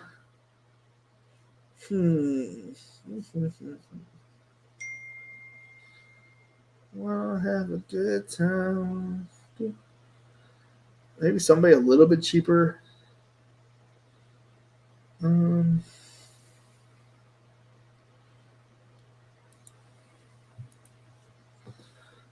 Doesn't have an injury designation. I didn't think he would. The revenge narrative. Remember that Nick Chubb was lowly owned, so we go DJ Moore, and we get Nick Chubb. Where's Nick Chubb at? He just fell into our pocket. This is a $50,000 ticket winning team for a chance to go win $2 million. I mean, tell me where the biggest error I made on here, and let's try to fix it. Do you guys think there's an error on this team, or do you think this is a viable team to take down a fairly large tournament? Let's see here. 16,000 people, so not like the biggest tournament, right? 50K goes to first. We're competing, against that amount of people. So you need to be unique. I don't think this is a duped team, right? I think this is a low-owned team. And I think the double rookie, we know both of these rookies are going to be good players, right?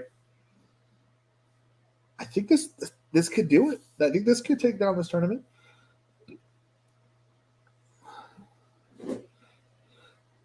We left a couple $100. It's not a lot. Obviously you could always lower the defense and get some extra money if you don't think. But a very low-owned defense, apparently, that I didn't think it'd be a low-owned defense, but wasn't projected for that much ownership. It was a little bit surprised. I think it's a pretty good team. I like this team. Oh, the boy crashed out on the couch. I'm glad he did. You guys think, yeah or nah? You guys think it's good or bad? One, yeah, we're going to go with it.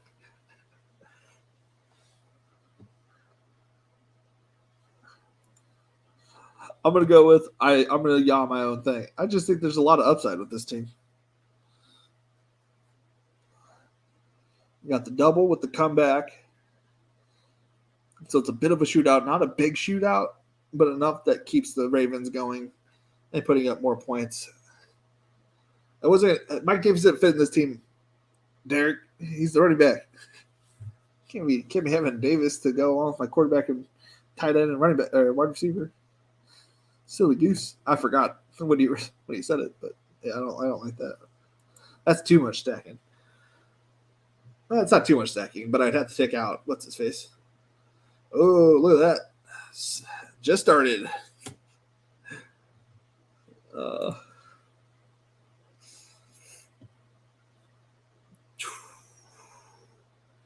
We'll be hand building a bunch of these, but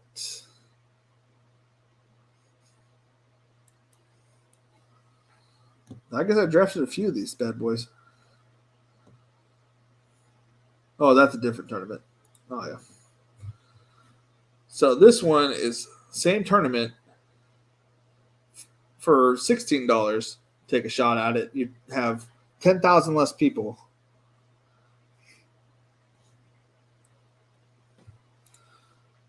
So a tight end. Let's see here. They've got good linebackers. They're young though. He was practically unstoppable, but I just feel like he's not the right play.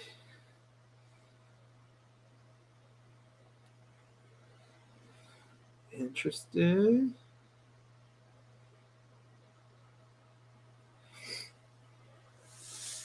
Why don't we do a Joe Burrow stack? How owned was Joe Burrow? I don't remember.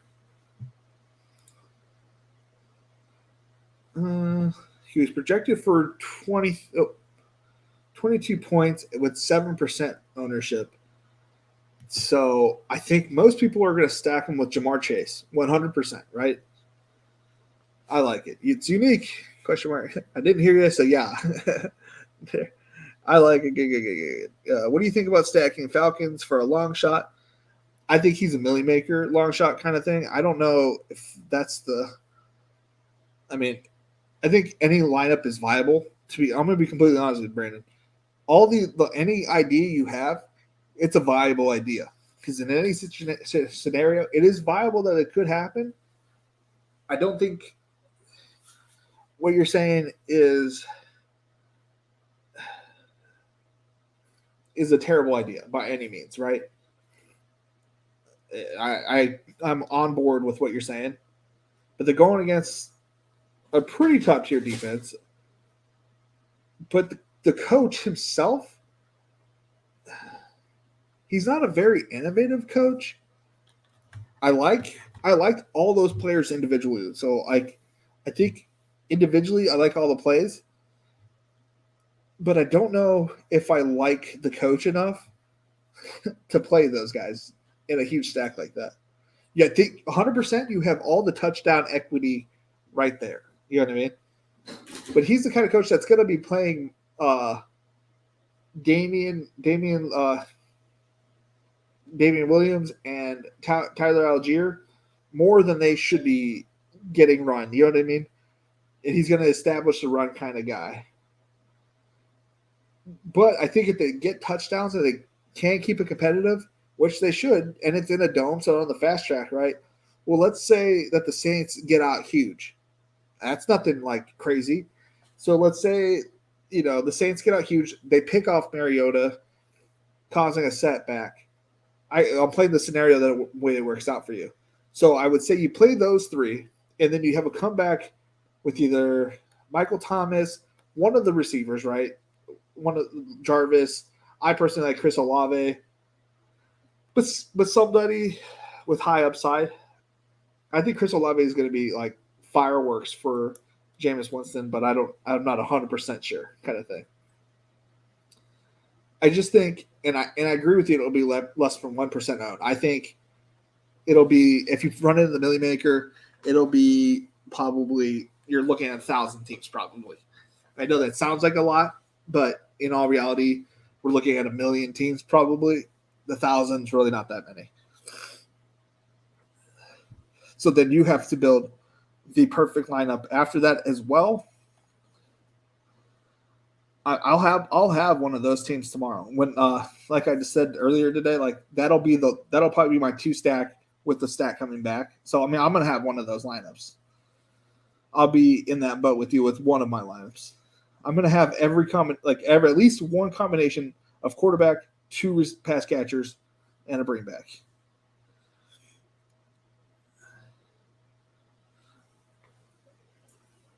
Burrow Chase stack this week or Tua Hill? Ooh, I am on the Burrow Chase. I mean, more on than the Tua Hill. Yes, $100 battle royales. I would say Burrow Chase for the simple fact that they will pass it, right? And I think Chase is such an explosive receiver. And we know that the connection's there. Like we think we have the Tua and Hill have a connection, but we know that Chase and Burrow have a connection. And the Steelers cornerbacks aren't great. The defensive line is amazing. So if he could just beat the defensive line a few times, they have an amazing connection. Got Burrow, CMC, Kamara, Chase, T. Hill, and Pitts in this draft. What? I need to get into these fucking battle royale things, man.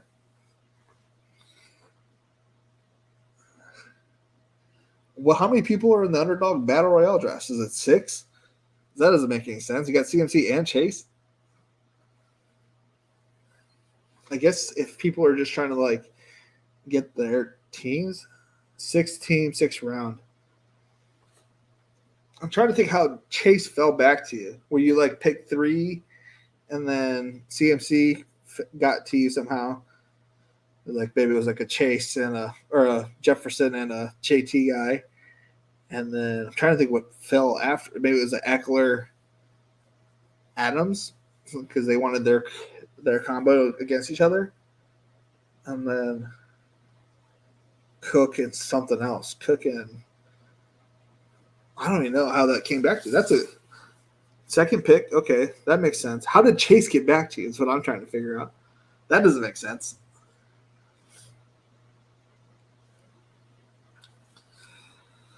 Well, I'll congratulate you just about Blake did when he almost won whatever he won last night. Was it Blake who talked about it? I'm still new to DFS, still learning. So, but for 3 entry max, do you correlate all 3 of your lineups so they're kind of alike, or just 3 different lineups? I mean, it's how you want to approach it. I mean, I've done both. I don't think there's a wrong way to approach it. I'm just gonna build the best lineups I can and hope for the best. That's what you can do. You know what I mean?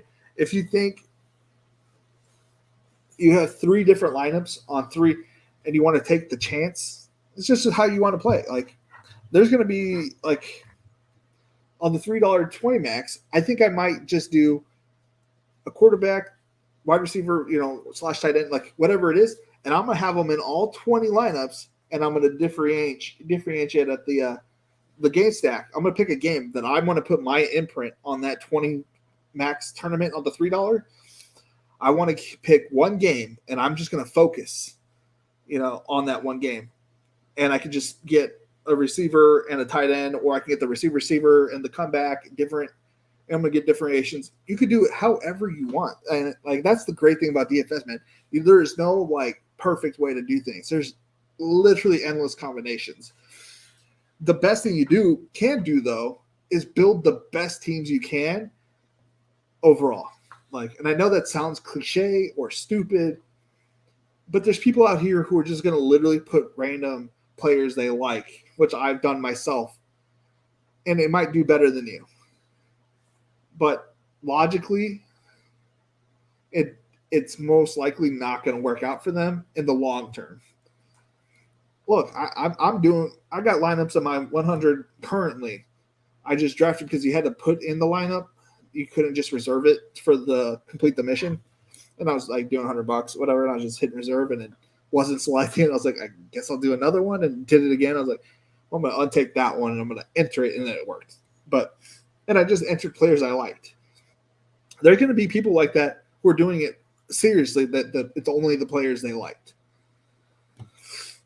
So, Brandon, it's literally live and learn, my guy. Like, literally, I started off in the 10 cents. Back in the day, they had a bunch of free tournaments to make a little bit of cash, like literally little bits of cash.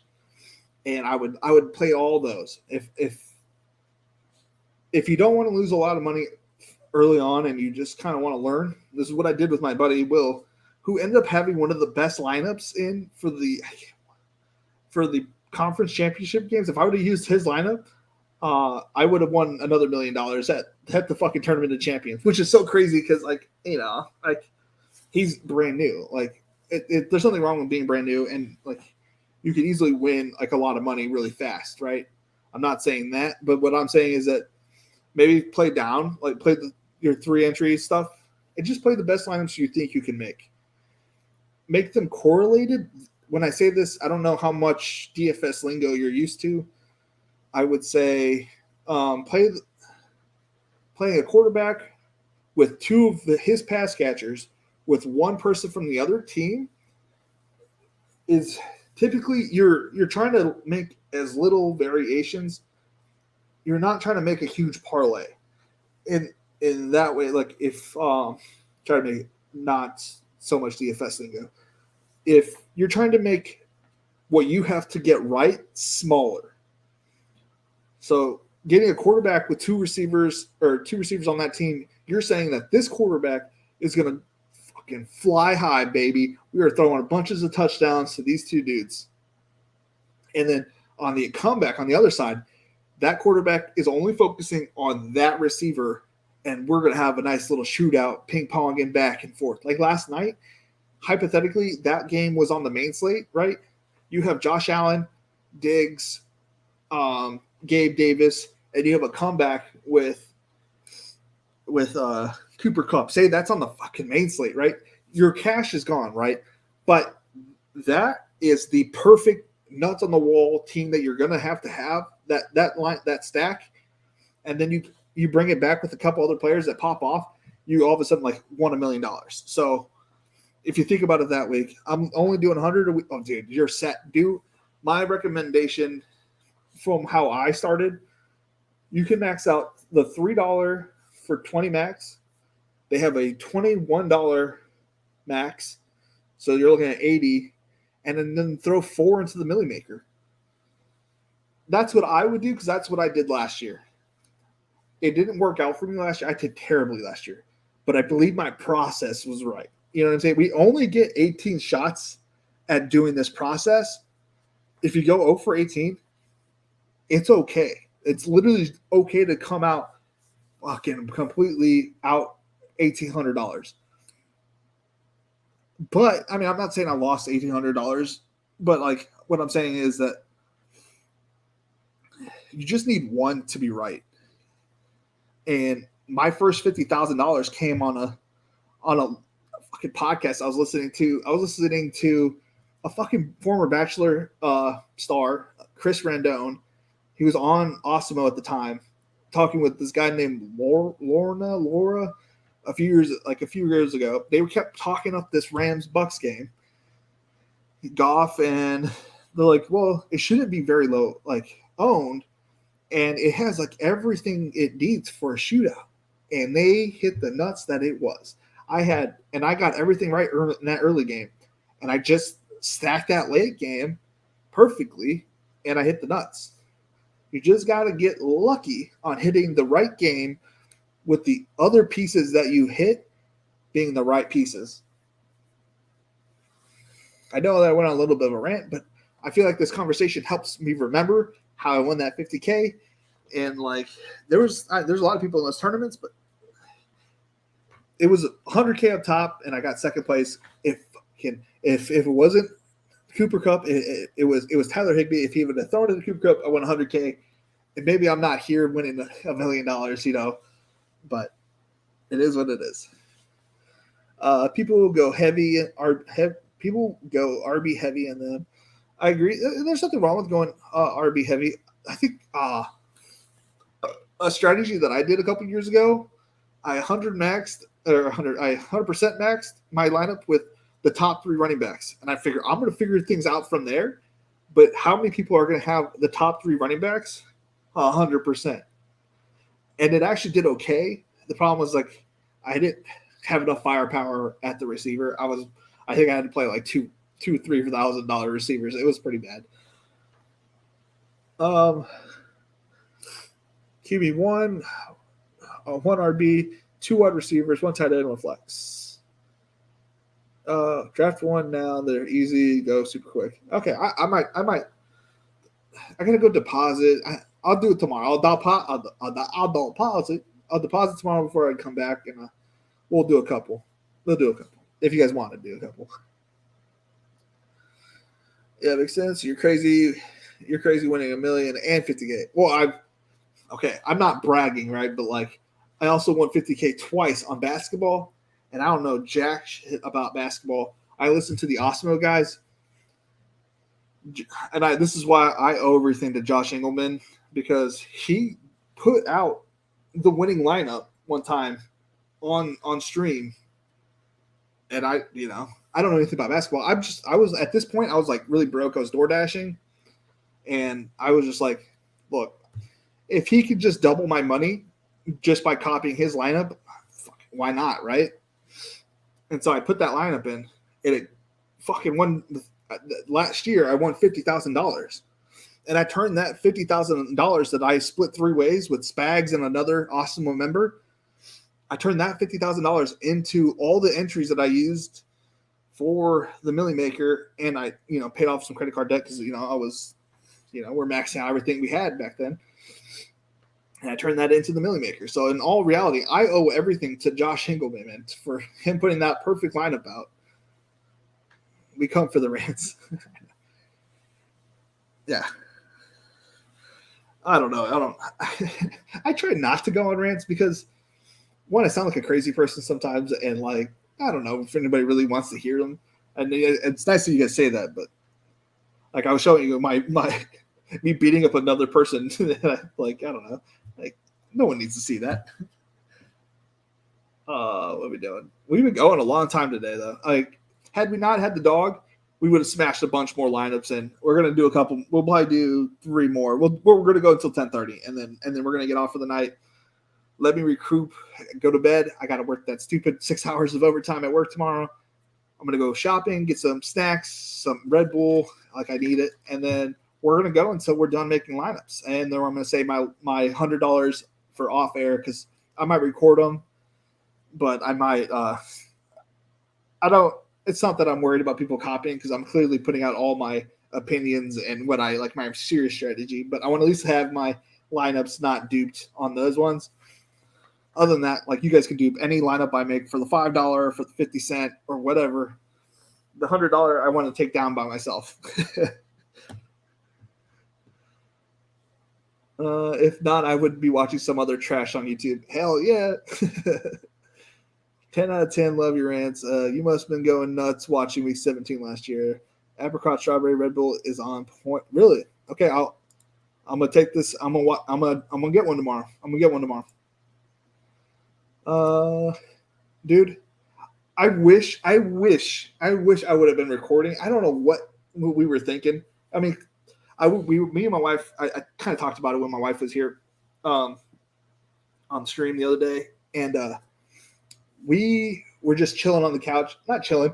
I was like pacing, obviously. I was pacing the entire like first 3 quarters, and then like for some reason the Steelers just really wanted Big Ben to throw the ball a bunch, which makes sense. It was his last home game, supposedly. They clearly went to the playoffs and whatnot. And anyways, so it was like kind of his hurrah, his send off.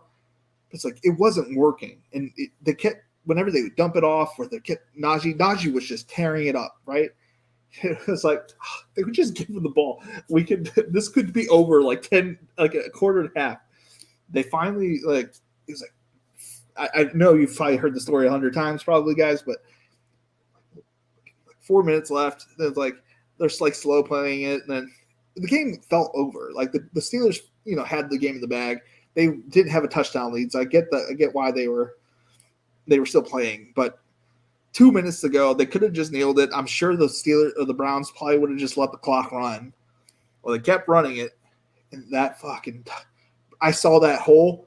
I mean, I legit wasn't gonna win, and I'm already running around my house screaming, "I won $1 million!" What if there would have been a holding call or anything? I probably would have lost my shit. But things worked out. I got lucky. And that's a lot of this for the best lucky people. Like, look, my worst lineup was the lineup that made it to the finals and took it down. If you were drafting bad teams but good enough to make it to the playoffs, that is what Liam is talking about when he says he wants to have bad teams in the playoffs. He wants the teams that are going to be low owned in the playoffs, which I totally get. I just personally can't bring myself to draft bad teams these days. I think all the teams that I drafted this year, which are 60 to 80% alike in every draft, because the strategy that I took this year was like, I want all the best plays. I not only want the best players in the first half, I want the second half. I want all the best playoff plays. And I want to get as many of you guys, and I want to get as many of like my lineups into the finals. I think it would be absolutely hilarious if all you saw was Best Ball Nation logos into the finals. I think that'd be awesome. All right, so apricot, strawberry, Red Bull is on point. I might have to go try that out tomorrow. I'm a traditionalist. I always just get the regular Red Bull. I've never really worried about the flavor because it's always tasted good to me. So I got a little excited about talking about winning the $1 million, but it really has changed my life in so many ways.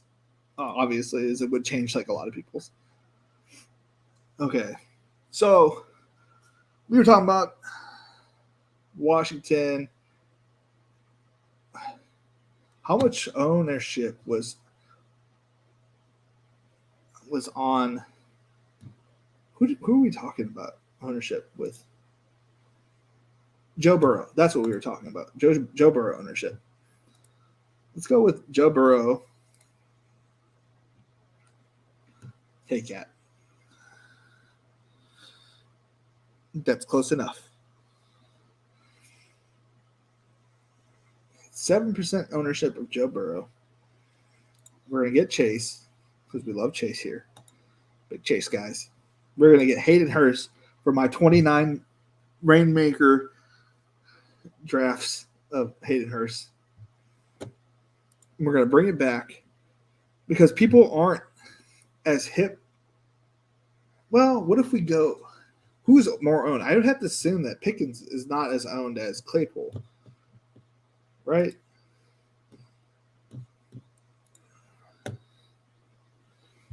George Pickens. 3%. Claypool, 2%. So Claypool's less owned, and he's working out of the slot. What if Claypool and this comeback is what we need at a lower ownership, which is kind of crazy? I could easily see us being in the lead in first place with this combo here. He's 2,000. Well, he's more expensive. He's real more expensive. He's got 900 more expensive than him there. But that's okay. We'll take it. Projected for about the same amount of points. Let's see here. What was the point difference? He's projected for 12 points. He's projected for 9 points. So projection-wise, Claypool's actually projected for more points and has a lower ownership. It's an orange can. We'll look for that. I looked at some of my drafts before I found BBN, and I almost died. Yeah, I agree, Derek. Like, I didn't get enough on him on best ball drafts because he was going around the same point as like I was getting Garrett Wilson and other players that I really liked. So I wasn't getting enough of them. And then George Pickens was going around the same point, and I was like, okay, so now like I'll split the difference 50-50 because I like both players. So overall, this year, just not week one. Yeah, maybe it's not the right play, but maybe it is. Maybe he just gets the touchdowns. Stop staring into my soul. No, and again, we're trying to take down. I'm trying to play the ownership game a little bit, just a little bit. I'm not trying to beat a million people. I'm just trying to beat 5,000 people here. And if that's the stack that I need, like, we'll take it. I don't care if I'm chalky everywhere else. I don't mean being chalky at every other position, but if I have a 7%, this is Hayden Hurst has got to be like 1%. Let's go find it out. Tight end. Hayden Hurst. Okay, 4%. 4% Hayden Hurst. That was a little surprising, to be honest with you. Chase is 14%. So 10% of 4% teams, how many teams could that be? With 7% Joe Burrow. We're looking at 1% of teams. And out of 5,000 people, 1% of teams, we're looking at a certain amount of teams. What's 1% of 5,000? Is that five teams, or is that 50 teams? 50 teams? Then I just got to beat 50 teams. Hypothetically, that's the same stack that everybody else is going with. We're looking at 1 to less than 1% of teams that have this stack. And who's to say that they went with Claypool? What if they went with George Pickens or they went with Deontay Johnson? How many people are going to have that stack rather than the huge own stack in the late slate? Everybody loves the late slate games because they can switch off of it.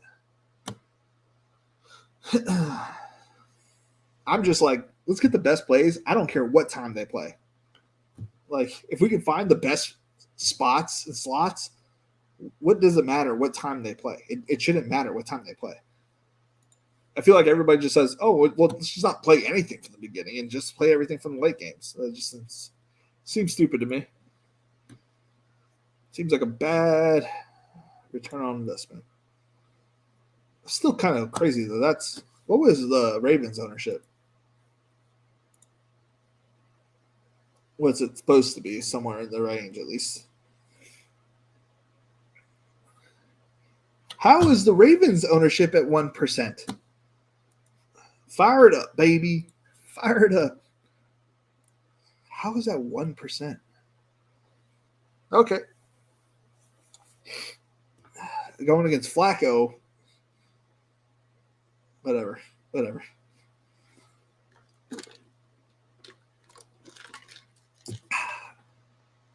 That's why you play different defenses. You don't just play what's chalk up top. Now we're looking at 6K for a receiver. It doesn't matter how chalky he is. So now that I think Hunter Renfrow here is in a smash spot because the main focus is going to be on – this is what I'm trying to think. I don't want to get too cute, right? But Hunter Renfrow has a connection with Derek Carr. So is that getting too cute? Or do we go Mooney here for $100 cheaper, knowing that he's going to get at least 5 targets and put up like decent points? It has like all the touchdown equity on the team practically.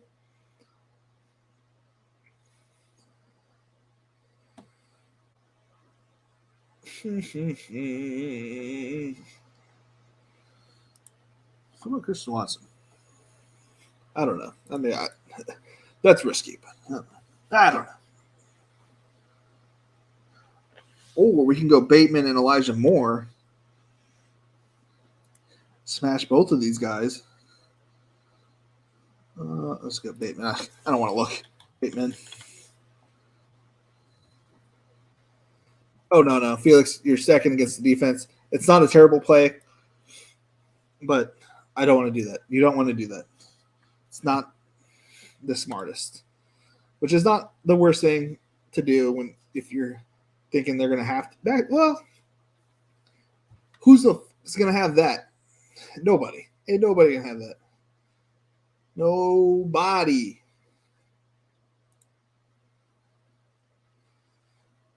Nobody should have this lineup. And if they do, poo-poo on you.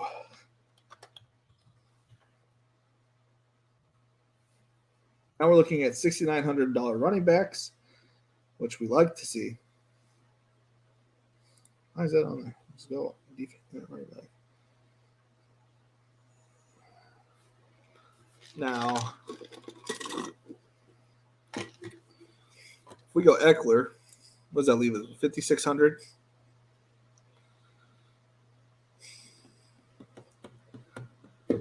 And since so many people are playing the Washington Commanders defense, and we're saying that they're not like that great, and we're taking that stand against them, why not Travis Etienne? And this is FUD. If he gets, he might get 3 carries. It's funny that I say 3. He got 3 in his last game when he got hurt, but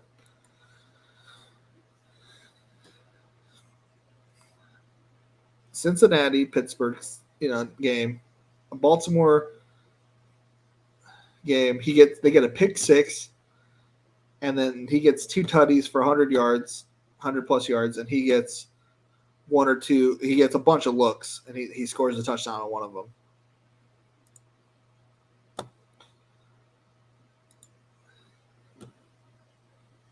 Let's see here. I missed out on a lot, I'm sure. I used to say that to my dog when then she would drop a bomb on the. Oh yeah, I saw that.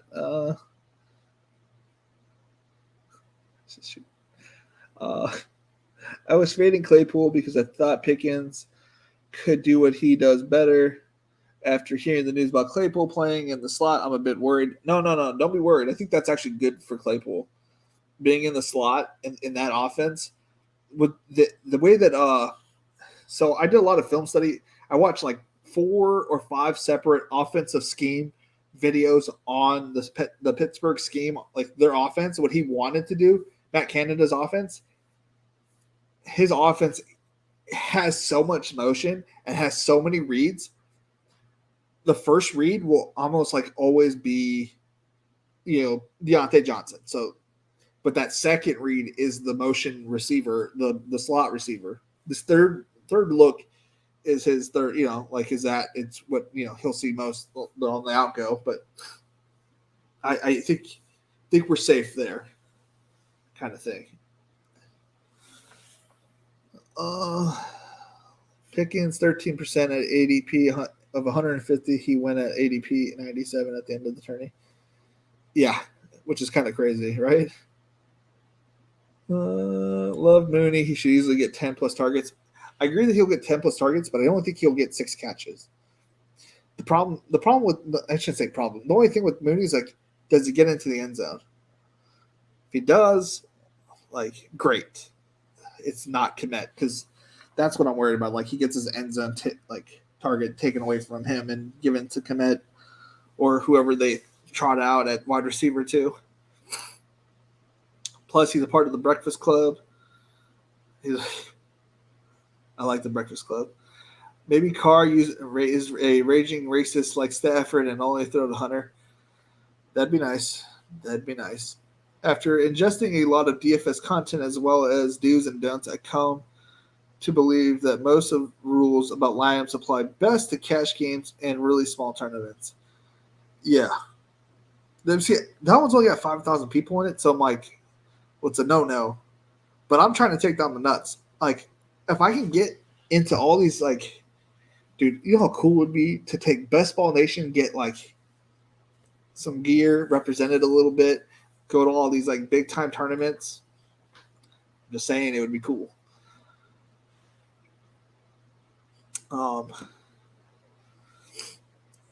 If I could get into that $2 million tournament, that would be ideal. What am I doing? Contest upcoming. It's going to refresh on me. It is. Okay. I thought so. Okay. Why is it all at the bottom? So these are $5 a piece. King of the Beach qualifier. Qualify now for your shot to win an ultimate vacation in San Diego, California, where I was born, in fact. And the $200K top prize. First place awards 250 tickets to complete an online in round one of the King 1.5 million King of the Beach November 20th. The top 75 teams will move from round one to round two on to the King of the Beach final, San Diego, December 1st through December 5th. Check out promotions ways for more. Which technically I don't think I'd be able to go to, but I think my wife would understand. I think she would be understanding that I'm taking the kids to San Diego. I'm taking them with me. I'm quitting my job and I'm taking them with me if I win that. If I take down this tournament. Or if I can. What was Trey Lance at? So, let's see here. Trey Lance, because it's pretty flat, right? Trey Lance, 1% ownership. Wait, what? Why is Trey Lance at 1% ownership? Doesn't make any sense. Does it make any sense to you that why Trey Lance can be 1%? I mean, I get that he's like risky, right? But is he really that risky? He's gonna have a safe rushing floor. I love that I can talk myself into any lineup. This is what I'm talking about, Brian. Literally any lineup can win if you just build it right and you hit the nets. So let's build a Lance team. Gotta get Ayuk on here, obviously. We love Debo, but this is not what we're looking for. We're looking for Ayuk. And we're getting Kittle on here. Well, yeah, Ayuk is catching the bombs for this like look at it. Kittle's catching in between stuff. Is he gonna make it this week? This is questionable. I need to have another time lined up in case he missed practice the rest of the week.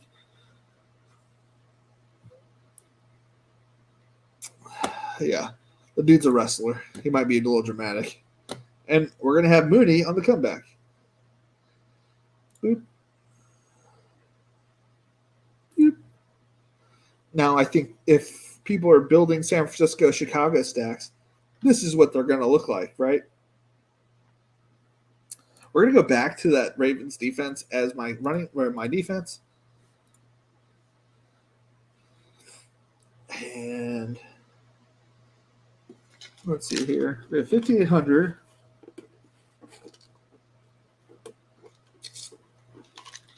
5,800.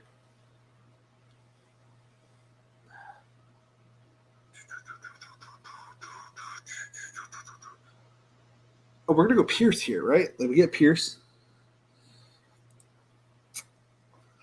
Low on Pierce. Puts us at 6,100. Let's get Joe Mixon. A little bit expensive. Where's he at? I don't remember his ownership. Let's check out his ownership real quick. Joe Mixon. 12% ownership. But does it really matter when you have a 1% ownage quarterback? What was the tight end? Because he's hurt, so it should be a little bit lower right now.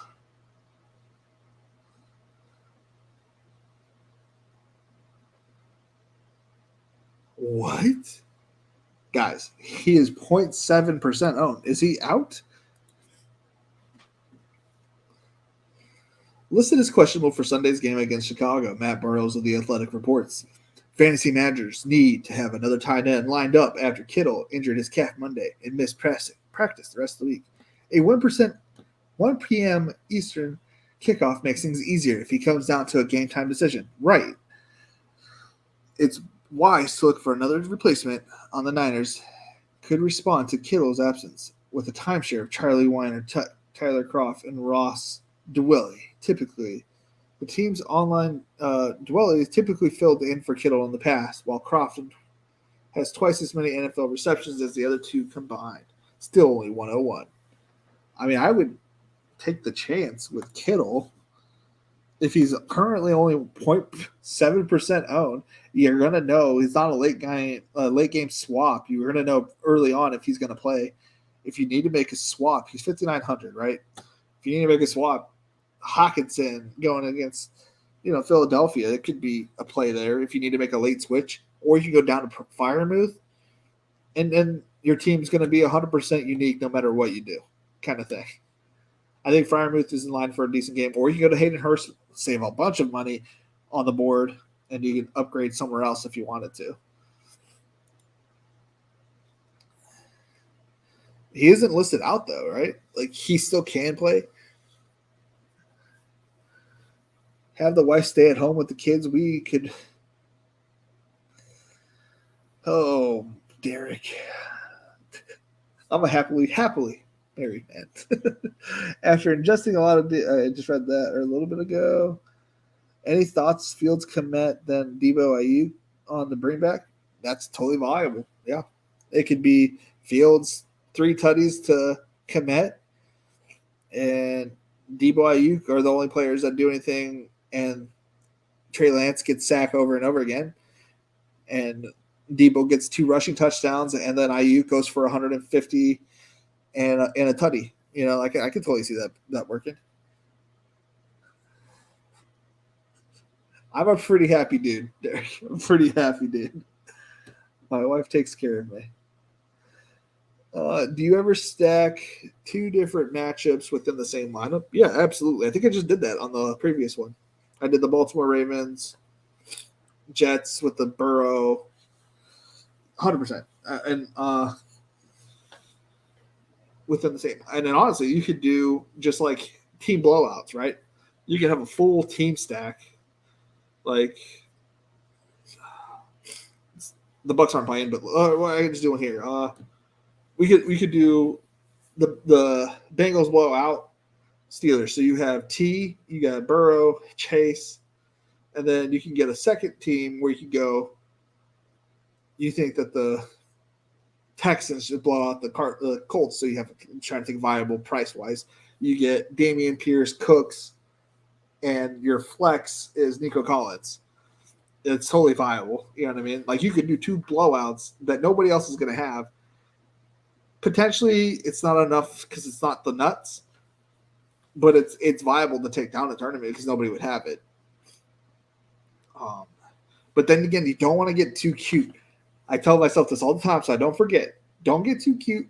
Play the best plays that you can within reason. Like don't get too cute by looking at low percentages. It's like, oh, this guy isn't owned. Like he's only 0.001% owned. It's like, yeah, but why? Is he a bad player or whatnot? This is what I'm saying. Like, if he's 0.7% owned and he comes out and yeah, he hurts, like he's, not perfect, but he scores 2 touchdowns. He's 0.7% owned. We know he's a good player when healthy. How real is this calf injury? Is it terrible? Is he going to be able to move? Is he capable of doing something he's done before? He's played injured. He's always injured, kind of thing. Like he's able to play through injury, and I believe he's kind of a monster at that, doing things like that. This Bears defense is not scary. He could easily, the 49ers could win this without him. They could just run the ball, or he can end up with 2 tutties. Who knows? Any thought? I just read that a little bit ago. It's going to be very amusing if Fields outplays Lance. I wouldn't be surprised, though. I mean, he's had a year of a play underneath his belt. He got a lot of practice in during the preseason. He looked good, and I heard that he had like the best completions percentage in preseason or something like that. I don't exactly remember what it was. I heard he did really well. It's the same story from the earlier, like the Bills and the Rams. Like if they went to the Super Bowl and won the Super Bowl, the 49ers went to the NFC Championship game and lost, and the Chicago didn't, even get that far. So I mean, it depends on how hungry we think the Bears are going to be. I don't really care for their offensive scheme though. which is why I'm a little bit lower on them, like season long for sure. But literally anything's possible week one, and I'm not even kidding. I'm pretty sure a double stack Lions against who were getting smoked against the 49ers last year, a double stack bringback is what won it with the 0 from the 49ers because it was like a different set of players here and there. But a running back tight end, I love having running back tight ends as a stack, as a team stack, and nothing with it, like nothing else with it. And if you want to bring back, you can. But I'm saying, like, I love pairing my running backs and tight ends. I just want to have all the touchdown potential equity. They either run it in or they throw it to the tight ends when they get close. I like those. What does this say? I second that about not getting too cute. I got considerably worse on a weekly basis last year when I incorporated ownership projections into my lineups. Yeah. It's just like sometimes you're just playing low on plays to just be different, and that's not always the best play to play the game. I mean, last night is a perfect example, right? What was the best plays? The best players were the best plays yesterday. So what do? Like, it's the best players plus the defenses for all, And then Isaiah McKenzie got, if this was around a regular slate, like Isaiah McKenzie would have been a decent play, but it wouldn't have been, he would not would have been what you needed to take down a big GPP kind of thing is what I'm getting at. By the end of the season, I was using the projections to figure out who was chalky and who's not. Yeah. My problem was like I didn't know when I should not play the chalky players versus when I should play the chalky players, because sometimes the chalky players are there for a reason. Then it's not all bad. I don't think playing chalky players is a bad thing. I think playing only chalky players is a bad thing because you're giving yourself a potential of like same lineups with how often is the community right about a certain thing. I think having your own opinion is also good. This will be the last lineup. We're going to get some shut-eye / I'm going to do some couple things so I can have tomorrow ready to go, having different tabs so we can look at different games and stuff like that. I'm going to get that kind of set up for tomorrow. I'm going to take a few hours to nap here so I can go to work and whatnot. But let's finish this lineup. Real on the positive side. So we have 5,600. We need to fill out a receiver and a flex.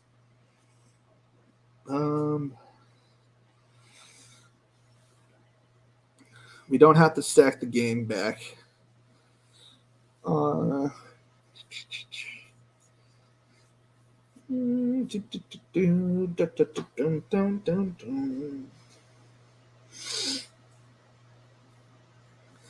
Have a piece of that last game. What if AJ Green comes out? No, I can't talk myself into AJ Green. I would love to see AJ Green do well, but he's just lost it.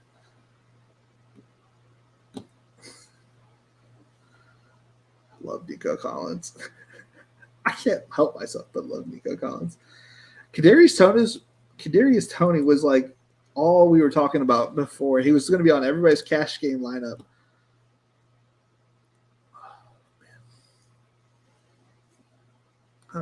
Do I want a Tennessee run? That was 7,200. No, I'm good there. Let's see here. Get to the point. There it is. Could play Chase, but we got Joe. We're saying Joe's the guy here. Keenan Allen. I am not fan of like season long, but what if he's the touchdown scorer / PPR monster as he always has been, or we know he's low owned. Or we can go with somebody I love. Or we go double tight end. We can take out this tight end and go Mark Andrews and get something else at 5,900.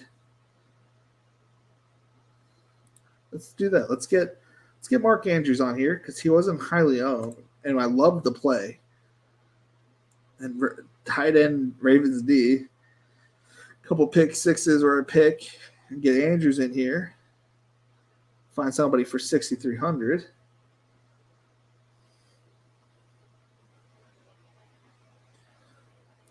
Uh,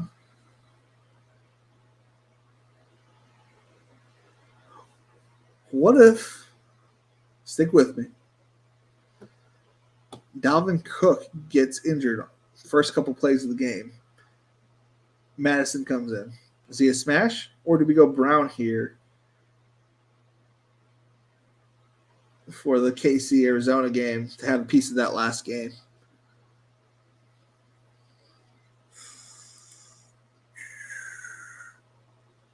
I was like, he's not in line to play, but the preseason.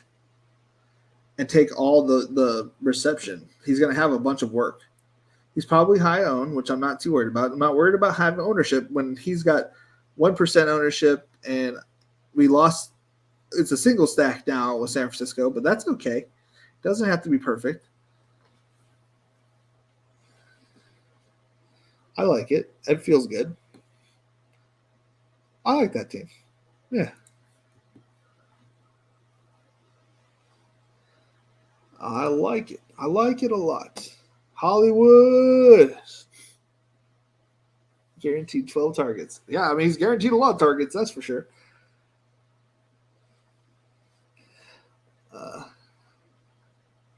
Yeah, I agree. I agree on that. Let's look. I'm curious. I want to show you guys my DraftKings. Was it on DraftKings? It had to be on DraftKings, I think. Did I see 80? Did I see an 80? Or am I crazy? I didn't see an 80. I saw 8. I know there's 100 plus scored team on here. 72. What the heck is on that team? Oh man. Come on, where are you at? 100. 89. Holy moly. Where is it at? There it is. I know this is the Buffalo Bills. And Chiefs stack. Oh, let's look at it.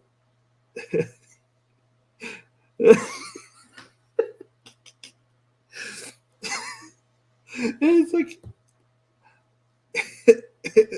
it's actually viable. So I just put them all in my queue. Whoever came up, like if I could get them, I got them. I think I missed out on a couple players. Obviously, I don't think I got Kelsey or whatever, but I got as many as I could. And I, obviously kind of ran out of players, so I got viable players. Or I thought it's just funny, like Singletary, scored decently. Zach Moss scored decently. Like, so hopefully we can upgrade a little bit at running back, and then and then upgrade at tight end. I don't think I got the backup tight end. Oh boy, this is gonna be a tough season if this is what this team looks like. Oh man, I still don't. I should have gotten third tight end instead of backup quarterback. That's funny.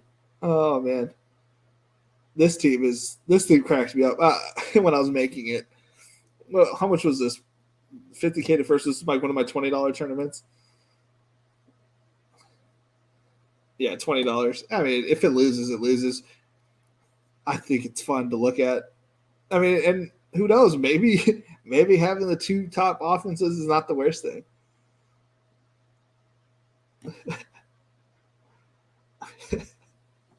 Oh, stat line of the week. I think Hurts, Brown, or Kyler Hollywood is better this Sunday. I think they're very similar, Cody, and I don't think you can go wrong either way. I think the Kyler Hollywood, I think we saw on ownership, was a little less owned. I don't think their projections were that different. So do with that with what you might. Hollywood stat line this week: 3 for 160, 3 tutties. Woo-wee! What is that? So 18 plus 16 is 34 plus 3, 37 plus another 3. 40-point burger on 3 catches. Oh, buddy. I've been fading Cook for best ball, but he can easily grab 20, 30 points any given week and just snagged a share of him on Rainmakers for $12. You talking about Dalvin Cook for $12? That's not bad at all, man. I think I'm converting some of you guys for 30 for 160. It would be crazy, dude. It'd be super crazy. But that's in his repertoire, like that's a total Marquise Brown type game. 53 average. We love to see it. We love to see it. Yeah, I think Rainmakers is going to be where Best Ball Nation makes their bread and butter, where we go and get tickets and then we bring them into the Millie Maker. I think it's a good idea. I think I spent a lot. I spent a lot of money. I probably spent $1,000 on Rainmakers. A little, probably more than that, to be honest with you. I did it stupidly on packs early on, and then I realized, why am I doing this? I'm just trying to build lineups, right? So going into the marketplace, finding lineups that way was definitely the smarter way and saved way more money in the long run. But hey, we're here. Oh shoot, Pepper Prince is in this lobby, and apparently he's a good player. I don't really know him, but apparently he's a good player. He's probably laughing at my team.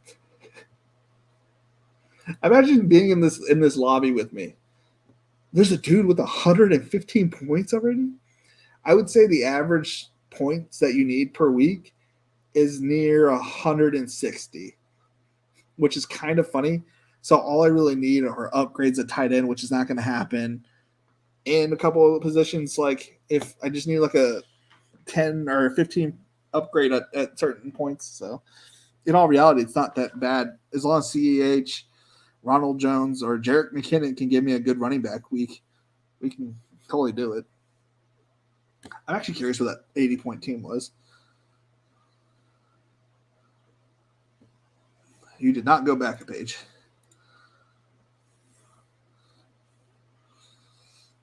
Okay, let's see here. I wish I could just like auto it, but it doesn't.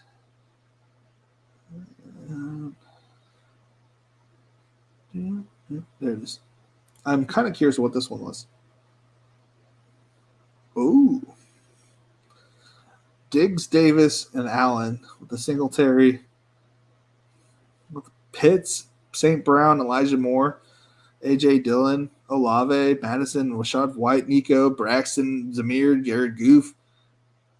I mean, tell me you guys don't like this lineup with a straight face. That's a good team. That's a good team.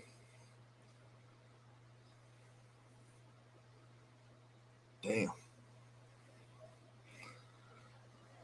That is a good team. All right, I need to stop jerking off to my teams over here. I need to get some shut eye so I can have a good long day tomorrow.